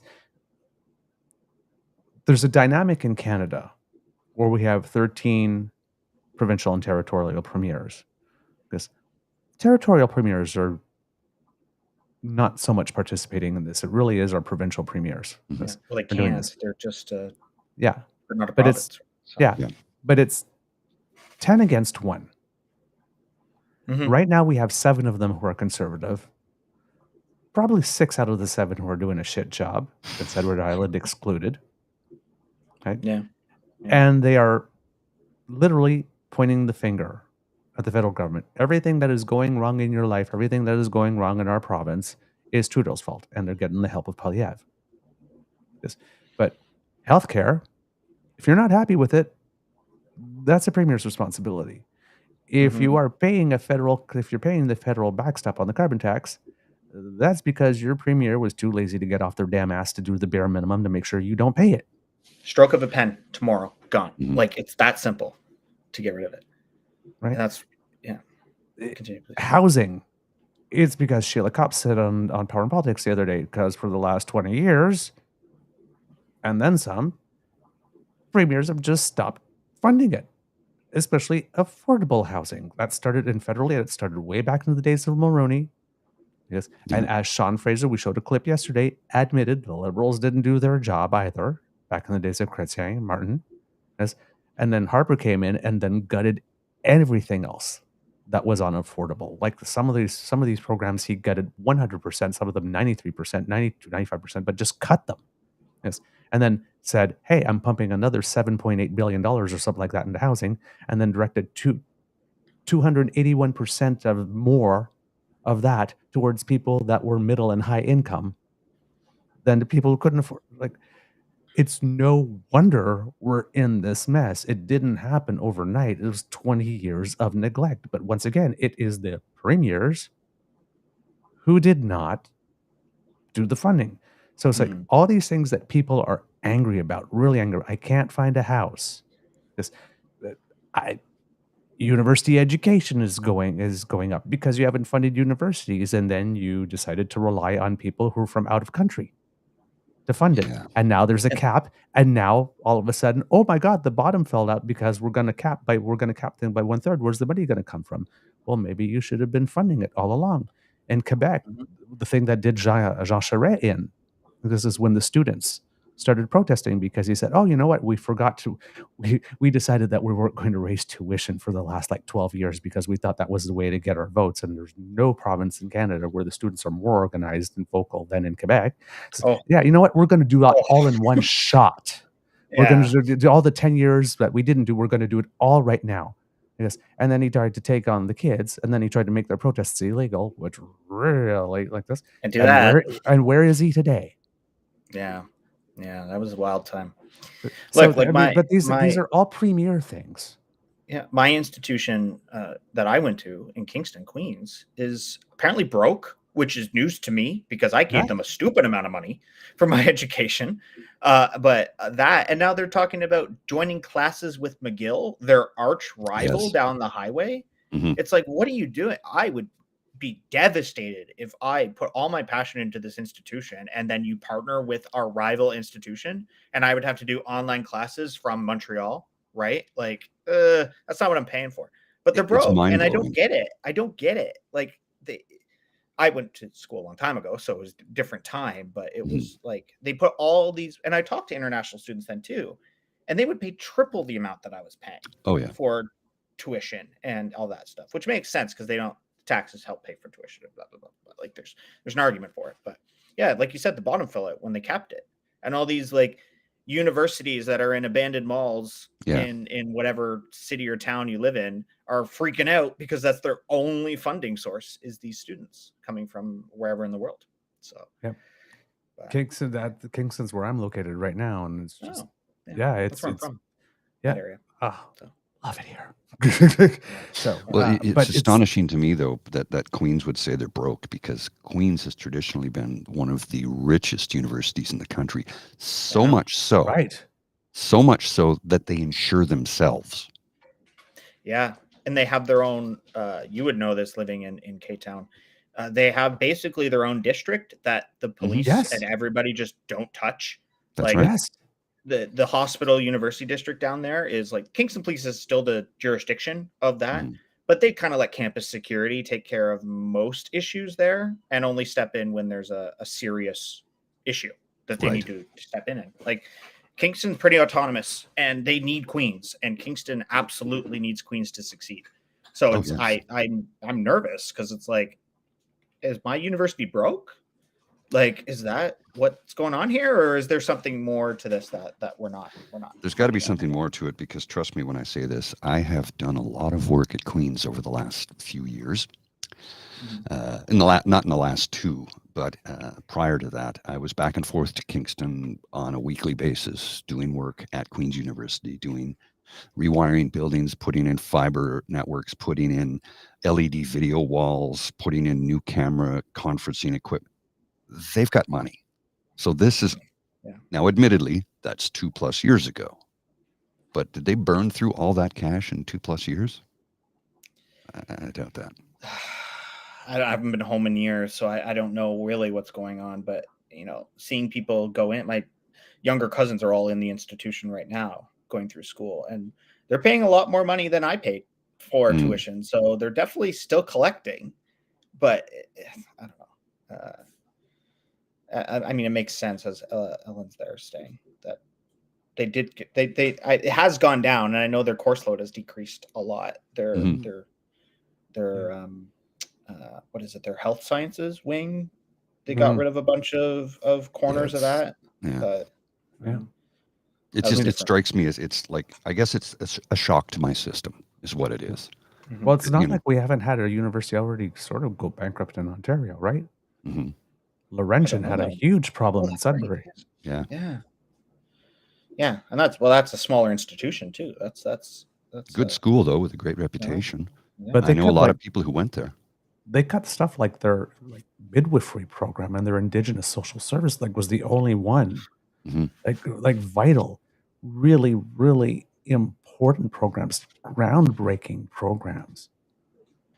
They're just gone. Well, I think it boils down to, and I'm gonna make up something here, if you will. It's the Doug Ford, keep them drunk, high, and dumb, so they'll vote for us again. Because there are 14 cannabis stores within a 1.2 kilometer radius of my apartment. 14. And you can get beer in grocery store or in corner stores soon. Soon, well, 2026, but conveniently right when the election is.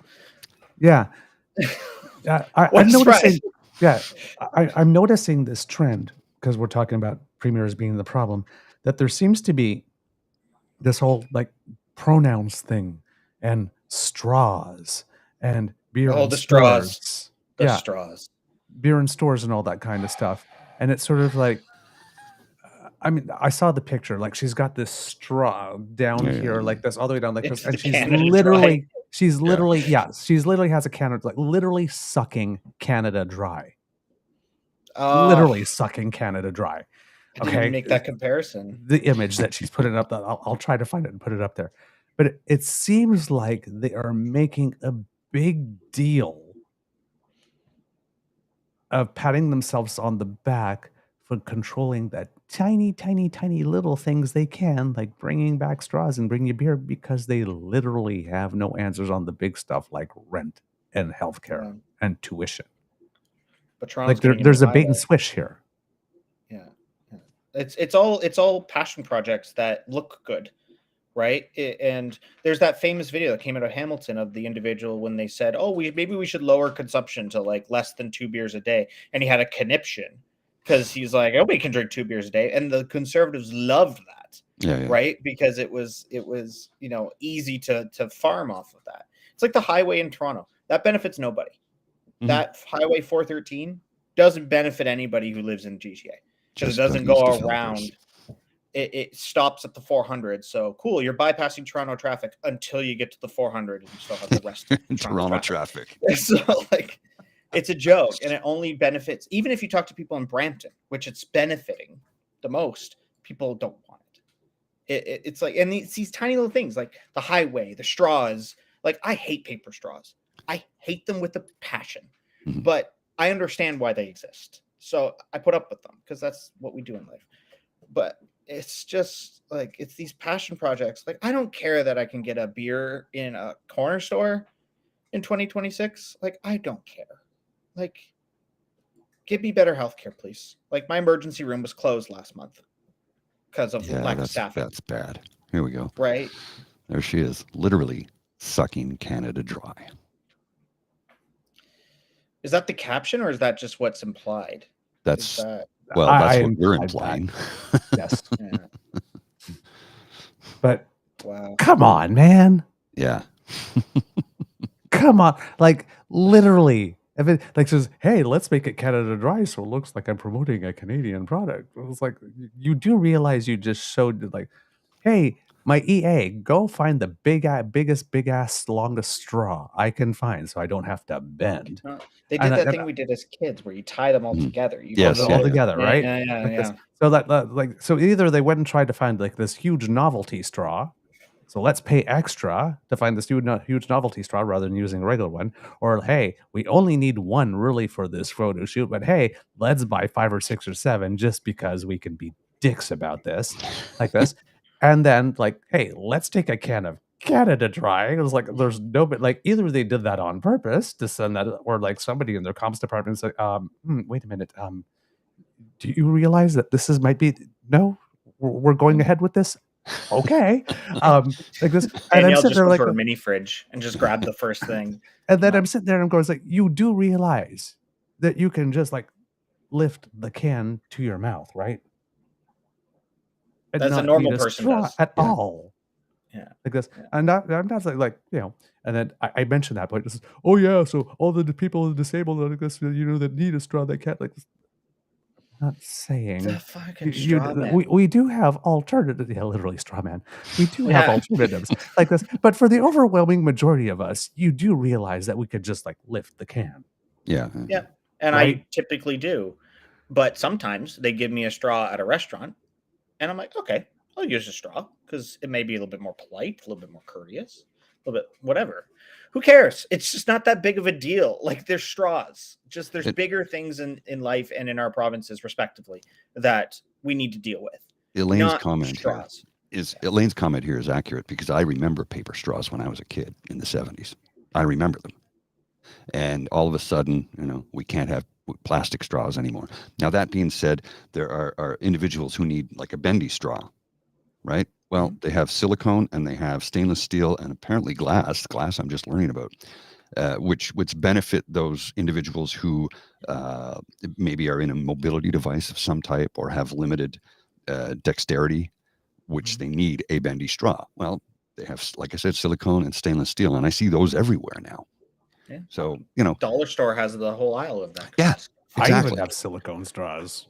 So, do I like paper straws? Not really. Is it going to affect my life negatively so much that I have to scream about it in the streets of Ottawa and protest on Parliament Hill? No. When it's a provincial issue. Yeah. That's the other thing. Do you know anything about civics? Oh no, you're mad about this thing that's provincial? Go to Ottawa. Like that's Oh my God. There's something I'd like to read in here. It came out today, or yesterday. Sorry, it's Max Fawcett, who we like, yes, very much here at the National Observer, and I am actually really happy because I have not seen it anywhere in the press. This is the first time, but it's almost becoming a slogan here on the show. Our premiers are the problem. Mm-hmm. And he actually has an opinion piece that says the provinces are trying to break Canada. Yeah. I like to read it in and get your thoughts on it, JB. Mm-hmm. Of all Pierre Poilievre's familiar slogans, there's one that stands above the rest. Canada is broken. There's no shortage of irony there, not least because what little we know of his proposed plans and policies revolve almost exclusively around breaking things, whether it's the CBC or Canada's climate change policies. But the most ironic thing of all is that while Poilievre pretends Justin Trudeau's Liberals are breaking the country, its Conservative premiers are busy doing exactly that.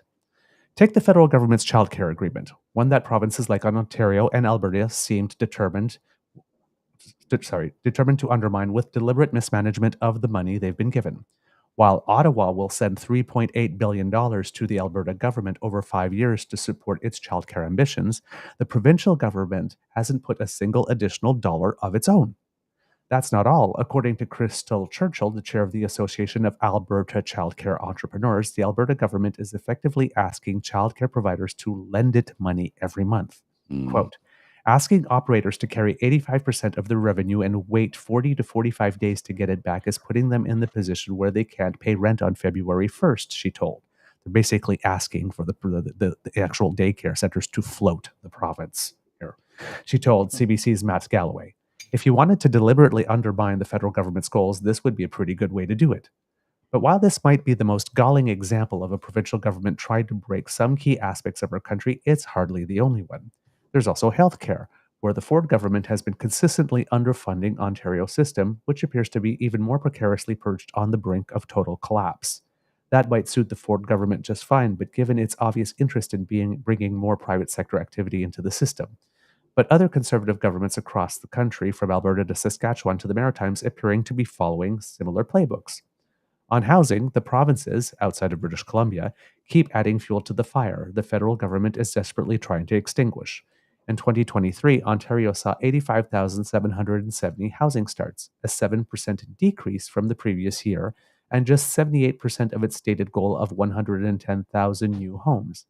That's because, according to a number of Ontario municipal leaders, the province has effectively set them up to fail by not supporting the infrastructure needed to actually enable growth and new construction. So we're just not going to build infrastructure around the houses that you need to have for people to actually live in them. There you go. They're not helping on the demand side of the equation either. By admitting an ever-increasing volume of international students, 240,000 in each of the last 2 years in Ontario alone, they're adding another source of demand for housing, one that's putting even more strain on rental markets that can't handle much more of it. So why are they bringing so many of these students into the province? Because they help fill the gap in the budgets of the province's post-secondary institutions the Ford government has created over the last 6 years. According to Alex Usher, the president of Higher Education Strategy Associates, the combination of a funding cap and a 10% tuition cut has meant Ontario post-secondary institutions have faced an effective cut of 31% in so-called government-controlled income since Ford came to office in 2017. Again, I'll repeat that, a 31% cut since 2017. That's massive. In an inflationary period, by the way. Not surprisingly, those institutions tried to backfill that with revenue from international students who can be charged nearly 6 times as much for tuition as their domestic counterparts.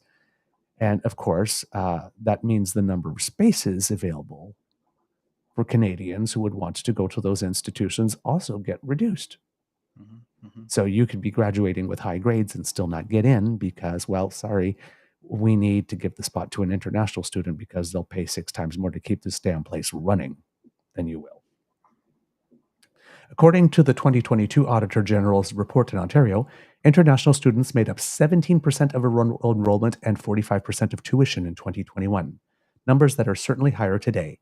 Even then, that hasn't prevented blue chip institutions like Queen's from being forced to make major cuts to faculty and programs, ones that were announced before the federal government decided to chop the province's allotment of international student approvals in half.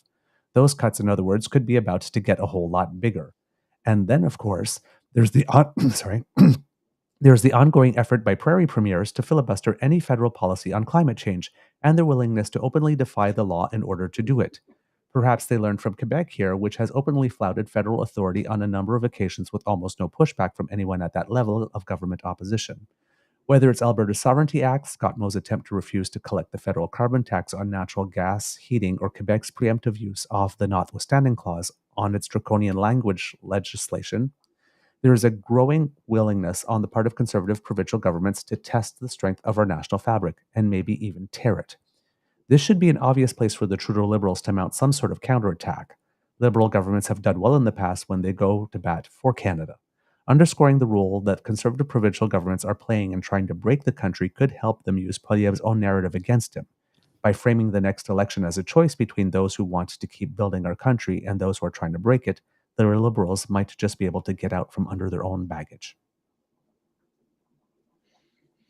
Thoughts? I mean, Max hits the nail on the head there, as he usually does, right? He explains it perfectly. It's a perfect sort of summary of the kind of debauchery that we get sometimes from our respected premiers. And the Liberals, to Max's point, the Liberals need Doug Ford, and there's a reason for that, because Ontario is an anti-bellwether. So whoever is the leading party, so if the Liberals are in power, they typically elect a conservative premier, and then it switches, right? We're kind of that anti-bellwether. So as long as Doug Ford is being Doug Ford, that is going to benefit Justin Trudeau on the federal level. So I understand why Trudeau isn't stepping in on Doug Ford, because as much as you may think they politically disagree, which they do, Trudeau is smarter than Ford and understands that he needs Ford to be this useful idiot in Ontario, because when it come election time next year, they're going to march into the GTA and be like, see how bad it is? Vote for us. We'll try to make it better. Right. That's the kind of thought. Correct me if I'm wrong, but during the last federal election, didn't they send Ford to the cottage for 2 months? Yep. Yeah. Scheer said, hey, buddy, take this one, take a lap on this one, man. Just like, go enjoy your summer. We'll take care of the campaign. I think it was Scheer or O'Toole, whoever's last. One of them. O'Toole. Yeah. O'Toole was last. Yeah. They didn't want him around at all because they knew he would basically torpedo their campaign. Which, again, because post-pandemic, people were upset with the way Ontario was handling things, right? 2021 was still pandemic times, right? So they needed Ford just to sit this one out, because him in public wasn't going to look good. So, I think they did something that's similar to Jason Kenney in Alberta. Correct me if I'm wrong. Yeah, it happens all the time when the Conservatives are now in campaign mode, like actual campaign mode, like Pierre Poilievre has been in campaign mode since he took his first breath. But it's when they're in campaign mode, like the actual campaign is written, the premiers take a step back and hide in their shadows while the federal campaign is on a rampage. So, and it seems that that's happening again. Another person on the web that we like, the Frank Dominic, good friend. Yes, Good has guy. been posting about how there seems to be another civil war about to start within the Canadian Conservative movement, particular in Ontario. Now, one of the reasons this has happened is the recent decision in Ontario, I think it is, to allow Manulife insurance to give the high revenue drugs to specifically just one chain. And it seems that there's a member of the federal Conservative Party who really doesn't like it. Ryan Williams posted this video saying Canadians shouldn't have to pay higher prices or have access to drugs based on the grocery store they shop. Manulife will give sole access to drugs for Crohn's, hepatitis C, and cancer to Loblaws, for which Jenny Byrne, we just found out, is a lobbyist. In Ontario. Yes. File under inconvenient truths like this. But here we have a federal conservative saying, hey, wait a minute. You can't give all the drugs to Loblaws, which my boss, Jenny Byrne, lobbies for in Ontario. But you can't do that in Ontario. Hey, Doug Ford.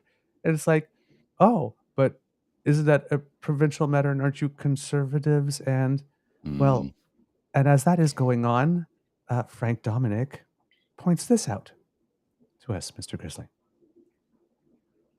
Pierre Poilievre's Conservatives don't want to get Doug Ford's stink on them. With Pierre Poilievre and the federal Conservatives on the rise and people expecting a Doug Ford crash at some point in the future with those two elections only being a year apart, a lot of people are wondering, are Doug Ford's PC MPPs planning on jumping ship to the Conservative federal level? And while many of them may want to, Pierre's Conservatives don't seem keen on picking up Doug Ford's table scraps. Now there's a few exceptions there. Everybody wants Monty McNaughton, who I have said time and time again was easily the most competent, if not the only competent member of Doug Ford's entire government, with Pierre and his Conservatives wanting to stay far away from anybody associated with Doug Ford's Greenbelt scandal. Other MPPs who were rumored to be jumping ship included Parm Gill, Pradmeet Zakaria, and Stan Cho, three ministers who have been unscathed by Ford scandals, with Parm Gill having previously served as an MP under Harper. And Parm Gill is a great example about how people mostly vote for parties and not for the MPPs or MPs, because he is completely absent from his local community. But he has already announced that he is jumping ship and he will be running for the federal Conservatives. The Conservatives have also picked up former PC MPP Roman Baber, who was removed from Ford's government due to his anti-COVID lockdown stances. And the Conservatives have also picked up Janelle Giovanni, who was previously fired from the Ford government for being critical of school closures during COVID.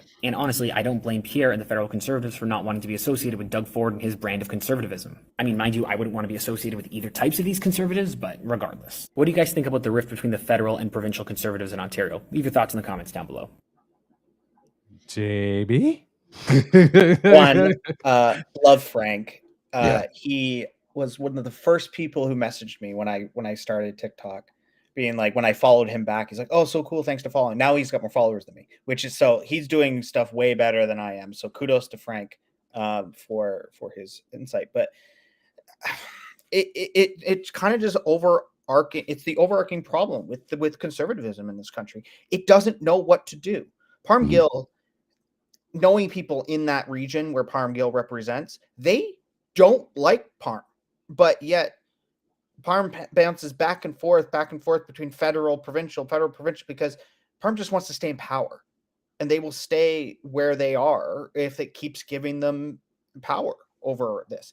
And Doug Ford is going to have a crash. I don't think he's winning in 2026. I think Bonnie Crombie is just going to, Bonnie Crombie is that red Tory, right? That probably conservative back in the 90s, if you look at the traditional progressive conservatives at that time, but now is more liberal based off of the shift that the Conservative Party did. Bonnie Crombie's probably going to win. And that upsets me as an NDP supporter and a former resident of Marit Stiles' riding in Davenport in Toronto, where I used to live.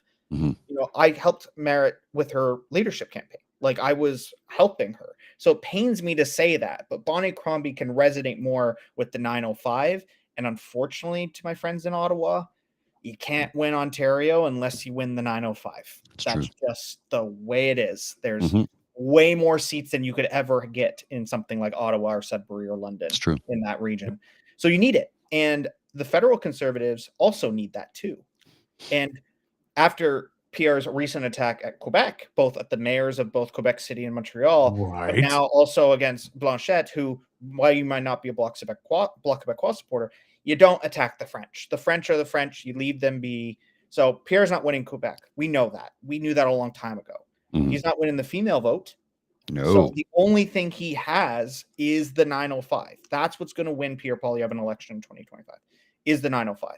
But in order for that to happen, Doug Ford needs to shut up and just not touch his campaign. Because the second Doug Ford starts to meddle in with that federal campaign, he's not winning the 905. So what do we do? Just wait and see? Wait, inevitably implode? Or as PM Godin mentions here, it's also, you want to see a civil war in Conservative ranks. Breaking news: at least 3 MLAs quit Higgs for the next election in New Brunswick, and it's not like he hasn't lost 6 already. Yeah, who just walked out. Well, then this from Rhiannon, there will be a lot of Conservatives losing in the future. I think Newfoundland flipped a by-election that has been Conservative for 20 years. So I wrote an article for that on my Substack about that by-election, because that by-election is fascinating to me. Yes, it's provincial politics. Yes, it's not the federal campaign, but Newfoundland and Labrador is a liberal region. So for them to have a Conservative pocket is rare. So for this Conservative safe seat that all the by-election polls were saying that this seat is going to be 20, 30 points for the respected Conservative, for them to lose from a grassroots candidate, like a local liberal that stepped up and took that, is a precursor to what is going to happen with conservatism in this country. Is when enough people start to see the BS that is being pushed around, they are going to step up. And the next one to watch is Durham. This is Aaron O'Toole's old riding. Durham in the GTA, 905, I'll remind you, is this is a Conservative safe seat. 2 decades. Ever since I've been alive and following politics, this has been a Conservative seat. Always has been, always will be. A lot of blue-collar workers in Durham. And they've picked the guy that worked for Bell Media that got fired for bringing anti-vax people on his show to represent Durham. So if you want a test of how this Conservative rage farming machine is working, watch the Durham election, because 2 things are either going to happen. He's going to win by a landslide, and that validates the polls that this is the 905 is thinking more conservative and accepting the extreme message that Pierre Poilievre is pushing.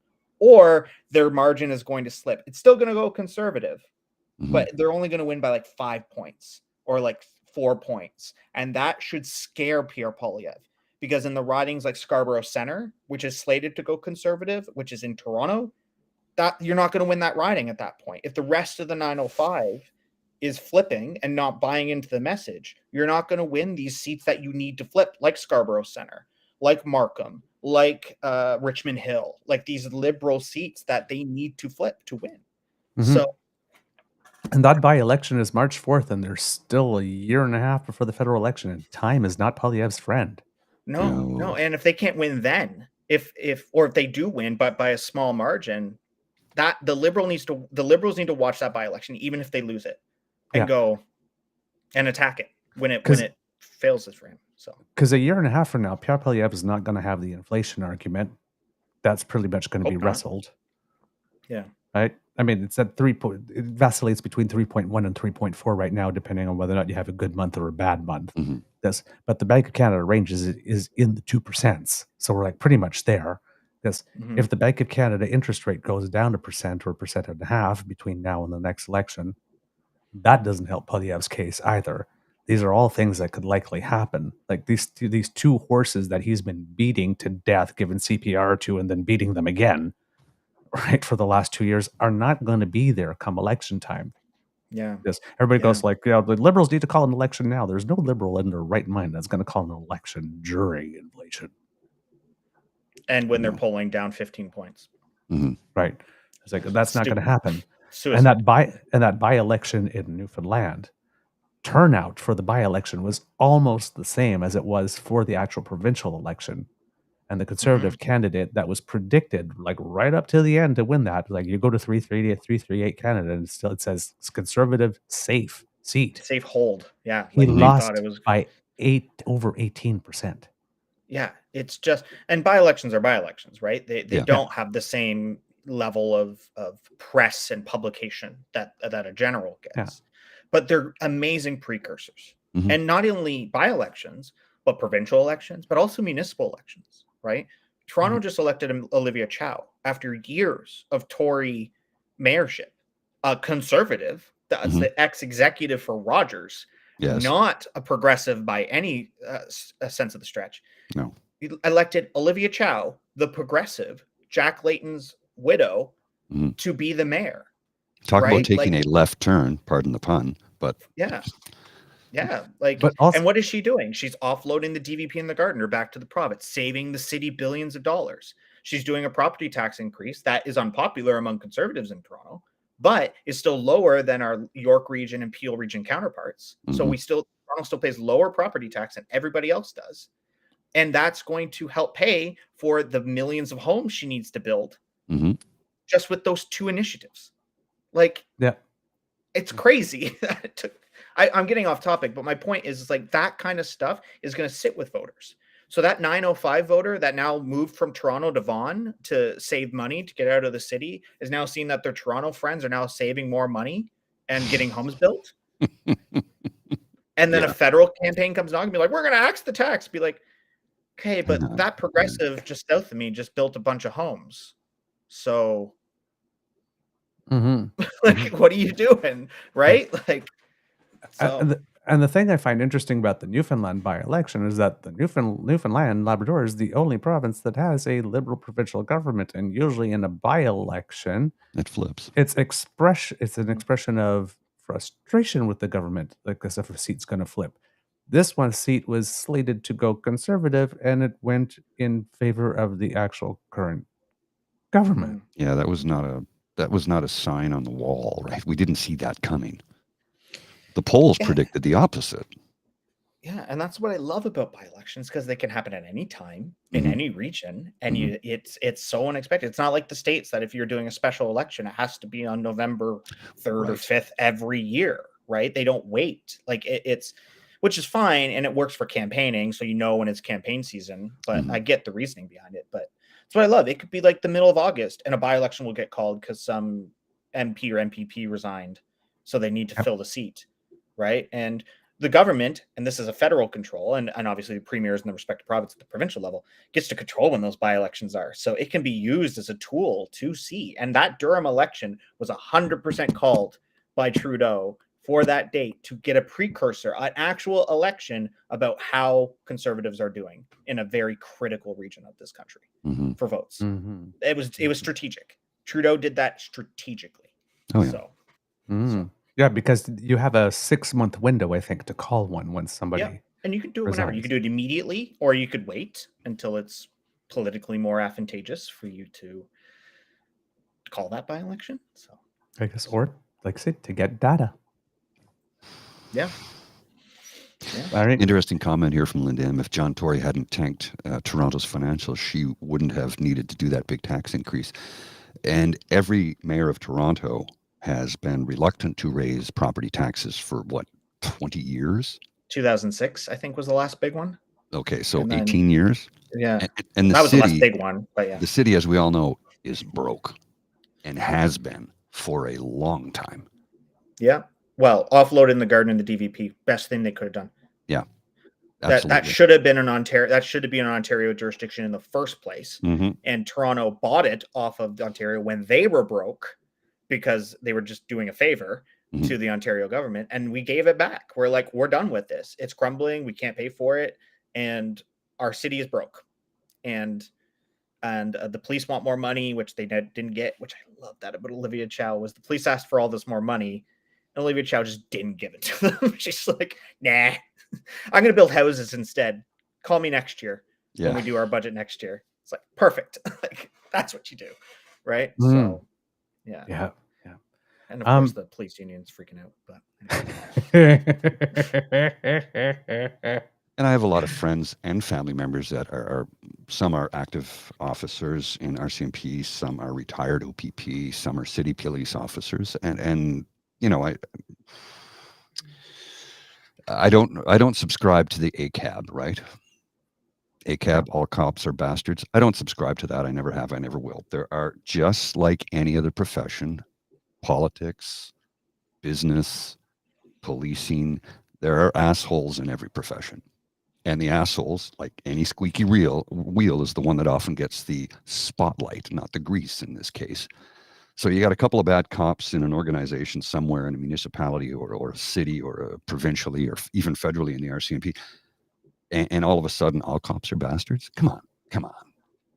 I can't subscribe to that. Now, does the city of Toronto need to increase their policing budget? I certainly don't think so. As somebody who lives here, no, they're fine. Yeah, I think they're fine. There's a lot of cops. Just do have any incident anywhere in Toronto, I just look at the police response. Yeah. It's hefty. Well, and let's also consider that for the right reasons, I should say. The crime rate in Toronto for a city of, what's the GTA, 6, 7, 8 million? Depends where you draw the lines, but around there. Yeah. Around 8 million. There's 16 million people in Ontario. So Toronto's at least, the GTA is 50% of it, easily. Yeah. So let's say a city of 8 million people. Now I'm going to include Hamilton, which is its own municipality. It has its own police force, of course, but there's 500,000 people in Hamilton. But Mississauga, Scarberia, all the way up to Barrie, Peel region, right? They're all their own police, but yes, it's all connected. It's all connected. And you look at how low the crime rate is, gun crimes, murder. I mean, for a city of that size, for a metropolitan area of that size, statistically speaking, it's incredibly low. It's super safe. I had no problem when I lived downtown, walking home from a night out of town, and it'd be 2 a.m, and I'm walking through the streets alone, and I was never afraid. I was never confronted. I never had any crime.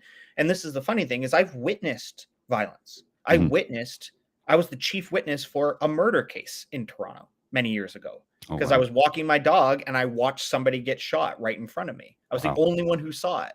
So I've witnessed it, and I still would walk down the streets of Toronto at night alone. Like, now, obviously, I'm privileged being a guy, so I don't have the same fear and as a woman and risk factors or a person of color. Yeah, right, 100%. I'm acknowledging my privilege in this situation, but my point is that I could then, if I did have a friend with me, say it's a woman or a person of color, I know that they would still feel comfortable, even in a group, walking through the city, right? It is less, I can't speak for them, but there is no, like, it is a very safe city. I always tell people that. You may see on CP, turn on CP24, person shot here, person hit by a car here, they found this body here. Yeah, but when you have the millions of people in a city, that's going to happen. Go to Belleville, Ontario. Go to Belleville, Ontario, and look at their crime rate, and then get back to me, because it's higher. Yeah, it is. Per capital, it's much higher. I'm glad you mentioned that, because that segues into something that happened yesterday. And this probably will have to be our final point before we have to go here. But Mr. Grizzly, if you will put it up.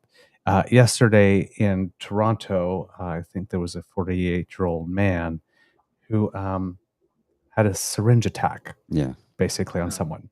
You have Joe Warmington, like, random syringe attack shows Toronto now a dangerous city. Okay, we just had this talk about how, based on population, whatnot. And here we go, Mr. Mr. Grizzly, if you would, Pierre Poilievre again. I'll do the Pierre voice. Yes, please. Terrifying random violent attack with a used needle. Not in the middle of the night, but in broad daylight. Crime and chaos, drugs and disorder. 8 years of Trudeau. For a municipal policing issue in the city of Toronto. Now, here's the thing, right? Number one, hey, Canada, did something tragic happen to your life? Don't worry. Just sit back and count to 10, and Pierre Poilievre will be right there to exploit it for you. All right? Number two, I am old enough to remember back in the days of the HIV/AIDS crisis. Syringe attacks. They're not new. Mm-hmm. Like Yeah, this. same with We hear knife it violence. during the whole COVID thing. I guess there were some people like would attack some nurses in hospitals. Well, syringe attacks are not a new thing, but apparently these have only been happening in the last 8 years, and this is like violent crime, and this is just like, but there's literally nobody's personal tragedy or personal situation he will not exploit. You're homeless, you live in a tent. Hey, he's going to bring a camera over there and do a video because there's a housing problem. Hey, he's going to find a house that he thinks looks like a shack. He's going to film it and say, hey, you live there. So Yeah, it's not. someone dies, a homeless man dies on the street. It's like this. Oh my God, the homeless man died on the street alone. Isn't that terrible? That's where it should stop. Mm-hmm. 8 years of Justin Trudeau. It is tragic. But if you add 8 years of Justin Trudeau at the end of that, it's like, you don't care about that homeless man. Yeah.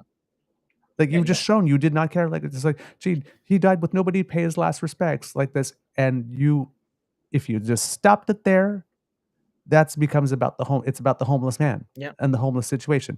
And then you add life under Trudeau like this. You didn't care about that homeless man. You only cared about using the death of that homeless man to bash your opponent, to score points on Twitter, which is not real life.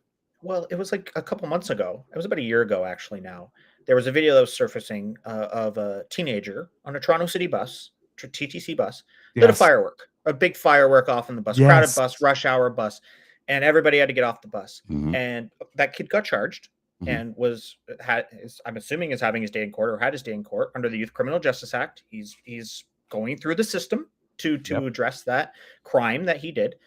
But as somebody who lives in Toronto and takes transit, you know how many times I've had to get off a bus because somebody did something stupid on it?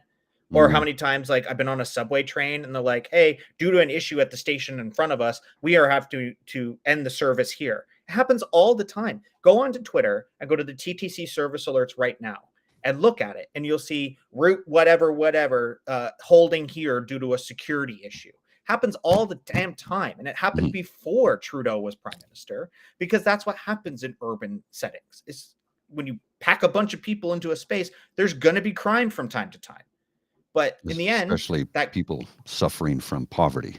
Exactly. Because that's the cost of poverty. When you make people poor, Thomas More, 16th century scholar, said it best, is that no matter what you do, you will never stop people from committing crimes of necessity. Mm-hmm. So if you take away people's ability to get necessities, they will commit crimes to do it. To talk about the ethical wounds of convicting a mother stealing a loaf of bread to feed her family. Mm-hmm. It's like, is that of public interest? Yes, it's a crime. But is it something that we should really be clogging our criminal system up with? I don't think so, right? I would rather go after the people importing the pounds and pounds of fentanyl into our country. Go after those cartels. Go after any sort of violent crime, domestic crime, all that stuff we should be looking into, right? Crime is going to happen and we need to fight it. But at the same time, it's better fought with prevention than reaction. So. Agreed. 100%. 100%. Yeah. You put this up, Mr. Grizzly, because I'm glad you mentioned that, because this is actually one of our viewers, Kit Angela, said, these 4 photos are pretty self-explanatory. Andrea Horvath, Justin Trudeau, Pierre Poilievre, Ford Nation, Alex from Barrie. Do not blame the crime rate on your people. Blame it on yourselves. You know damn well what you're doing is murderous for all of society. CMHA Ontario will fix it now. And I'm sitting there like this. If you won't do the minimum to take care of your people, like house them, you can't complain about the crime rate. People will do what they have to survive. Period. You want to take care of the crime rate, house people. Feed them. UBI now. That's a good segue. Because it's a really good segue. Look at you, Paul. It's like you're a professional. Now, before we go, however, we have you have a little announcement. Yeah, I will be. Yes. I've already announced it. So for those who follow me, you already know. But This is on exciting. May 5th, May the 4th, I will, or May the 4th be with you, a Star Wars Day. I will be doing a TED Talk, a TEDx talk in one and only Grand Prairie, Alberta, is where they're doing this TED event, which is really interesting. But they do an event there every 4 years, so it's not they've done it before. It is an event called the theme of it is what if. So that's a lot of speakers talking about the what ifs of our country over the next 5, 10, 15 years. So what can we do now that would change? So there's a climate change talk coming on to talk about what if we did this with climate change. And I've been asked to do a talk on a universal basic income or a broader basic income conversation. If you don't know, I've been done several videos about that and have gotten a lot of press around the push towards a basic income in Canada. Senate Bill S-233 is currently going through the motions in our government. So this isn't an idea that is like a theory. This is something that we're actually exploring. This is something that could be happening via even as early as next year. We could start to see payments in our accounts. So it's proven to have, it works. Everywhere they've done it, it works. Only the 320, I got to memorize my speech, 326 pilot projects around the world in the last 35 years for a basic income. And Iran has been doing it since 2011. And there's been other programs in Ireland and Sweden and Finland. Like there's so many use cases. So we're at the point where we are now starting to execute it. We are looking at what is the right path forward for this. It is the only path forward for us. And conservatives are for it. Liberals are for it. New Democrats are for it. This is a bipartisan thing. So if you're a conservative screaming at your screen, oh, free money, blah, blah, blah. Great, cool. Just listen, because you're actually probably going to like this. So, yes, May the 4th, Grand Prairie, Alberta. If you live in the area, tickets actually go on sale on the 4th of February. So Saturday, Sunday, Monday, tickets go on sale. So if you live in the area and you want to grab tickets are very limited. But I will be posting the full TED Talk on my respected YouTube channel, as well as my TikTok and all my socials. So if you miss it, no worries. You'll get to see it. So yes, I'm super excited about that. And that's awesome, dude. Yeah. Right. Yeah. Now I'm there- going to write it one. Presentations. No, I just have to write it. I have a draft. Memorize I had to it. submit a draft to get approved. So the draft is there. Not good. Needs a lot of work. It's a draft. we'll It's a circle back. first run, right? Yeah. So, Yeah, Kits, we'll bump right it there, we just included in the chat a link to parl.ca, the site where it has stuff for Bill S-233. The second link I sent you, Mr. Grizzly, to put up there It's up there. is the actual text of the bill. Bill So if you, S-233. so you can read what the bill says. And then the next one I'm going to ask you to put up is an actual link to JB's YouTube page. There we go. So Yes, That's what I was people about can to make it ask you. easy for them to go there and Just started subscribe. the YouTube channel. So like it's fresh. Like I've only started posting on YouTube as of like last month. So please subscribe. If you don't already, I really would appreciate it. One Just quick thing subscribe. about the S-233. Thank you. The S-233 bill is a Senate bill. It's not even at the House yet. So there, if you are interested in implementing any sort of basic income, whether it's guaranteed, universal, emergency, whatever you want to call it, write to your MP now saying this is a bill that's probably going to pass the Senate. Please support this. If you support this, I will support you in the next election. However you want to do it. Let's get this to be a bipartisan thing. Let's not make this politically divisive. Let's get conservatives on board with this. Let's get liberals on board with this because it benefits us all. Right? It benefits us all. That's the thing. It costs us more money to keep people in poverty than it does to actually give them a living income.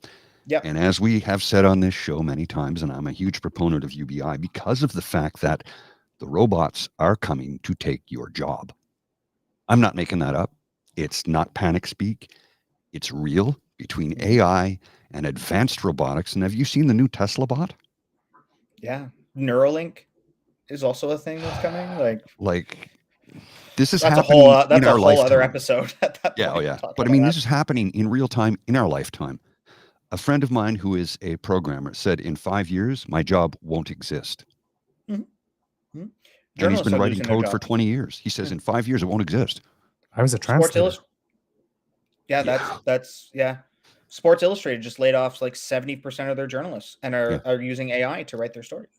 Like AI is doing human resources now. So you can apply for a job, it goes through AI, and then it determines the best candidate to interview. So there goes recruiters' jobs. Like it's here now. Like this isn't something that's coming in 5 years. Like no, it's happening right now. And There will be millions of people unemployed in the next 5 to 7 years. And we did this last week. We talked about how there is fast food restaurants that are using bots to make and prepare meals. I mean, you already go to a Golden Arches and you don't even go to the counter anymore. You go to a screen, you punch a bunch of numbers, you walk up, you get your order. I mean, I do like mobile ordering as I do somebody too. who doesn't like talking to people sometimes. No, I get it. Push a button on my phone, it's ready. Thanks. Well, that's the thing. You just walk in, grab it, and go. I mean, yeah.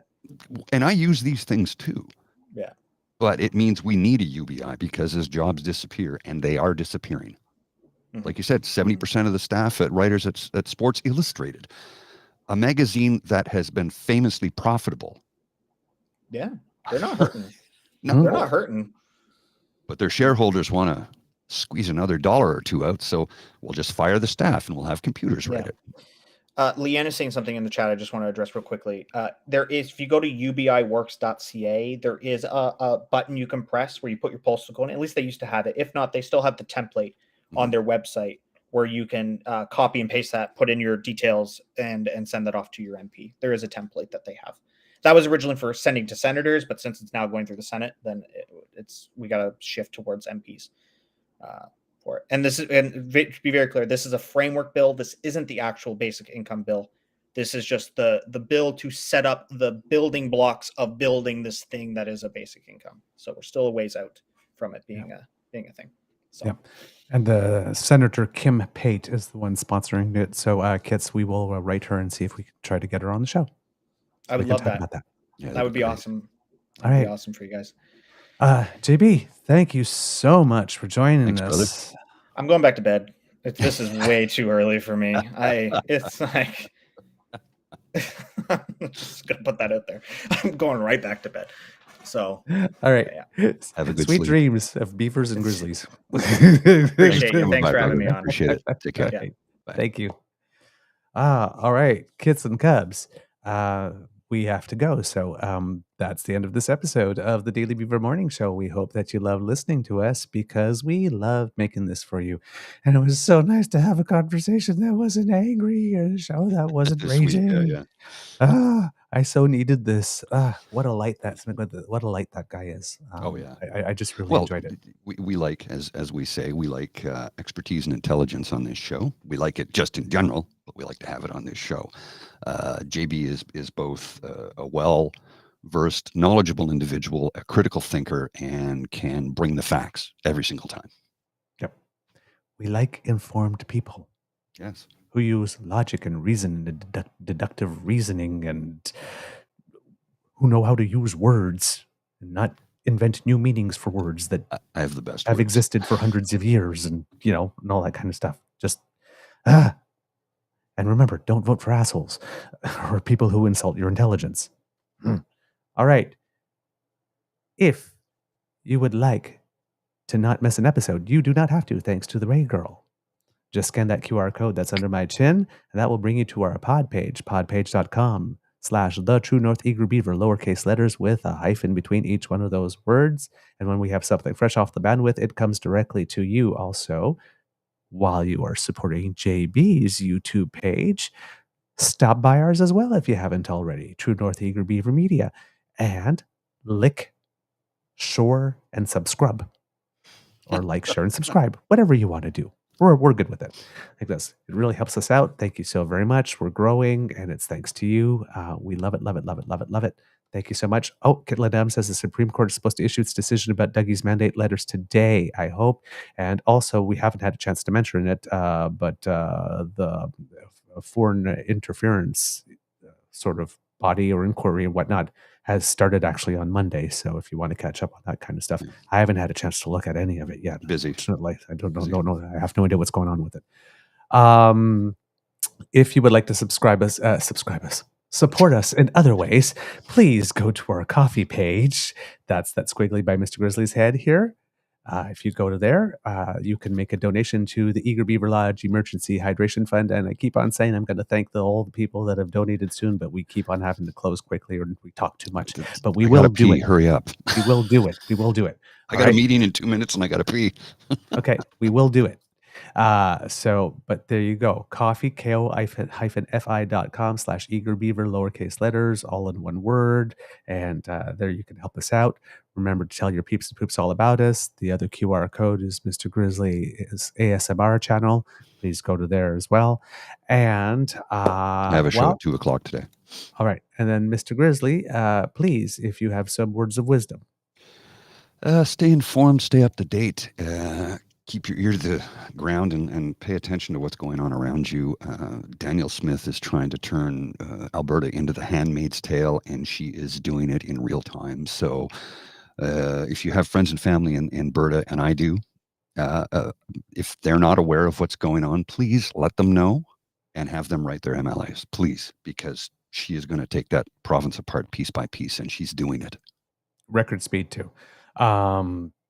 JB gave you your democracy, something that you do. Mr. Grizzly just gave you another one. So from the Beaver Lodge, this is your eager beaver saying it could be a tough world out there. So please be kind and gentle with yourselves.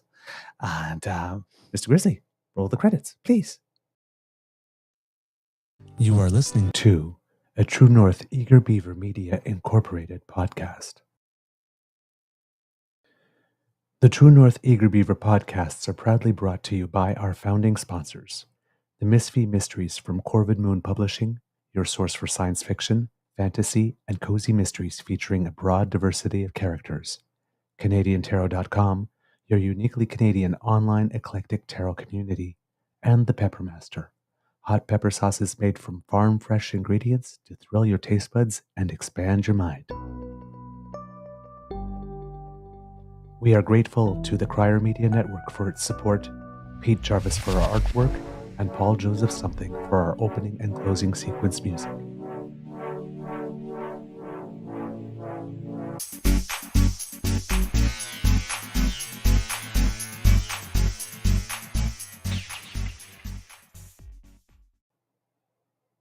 All right, have a beaverific weekend, and good luck to Canada competing at Davis Cup. Go, go, go, go, go.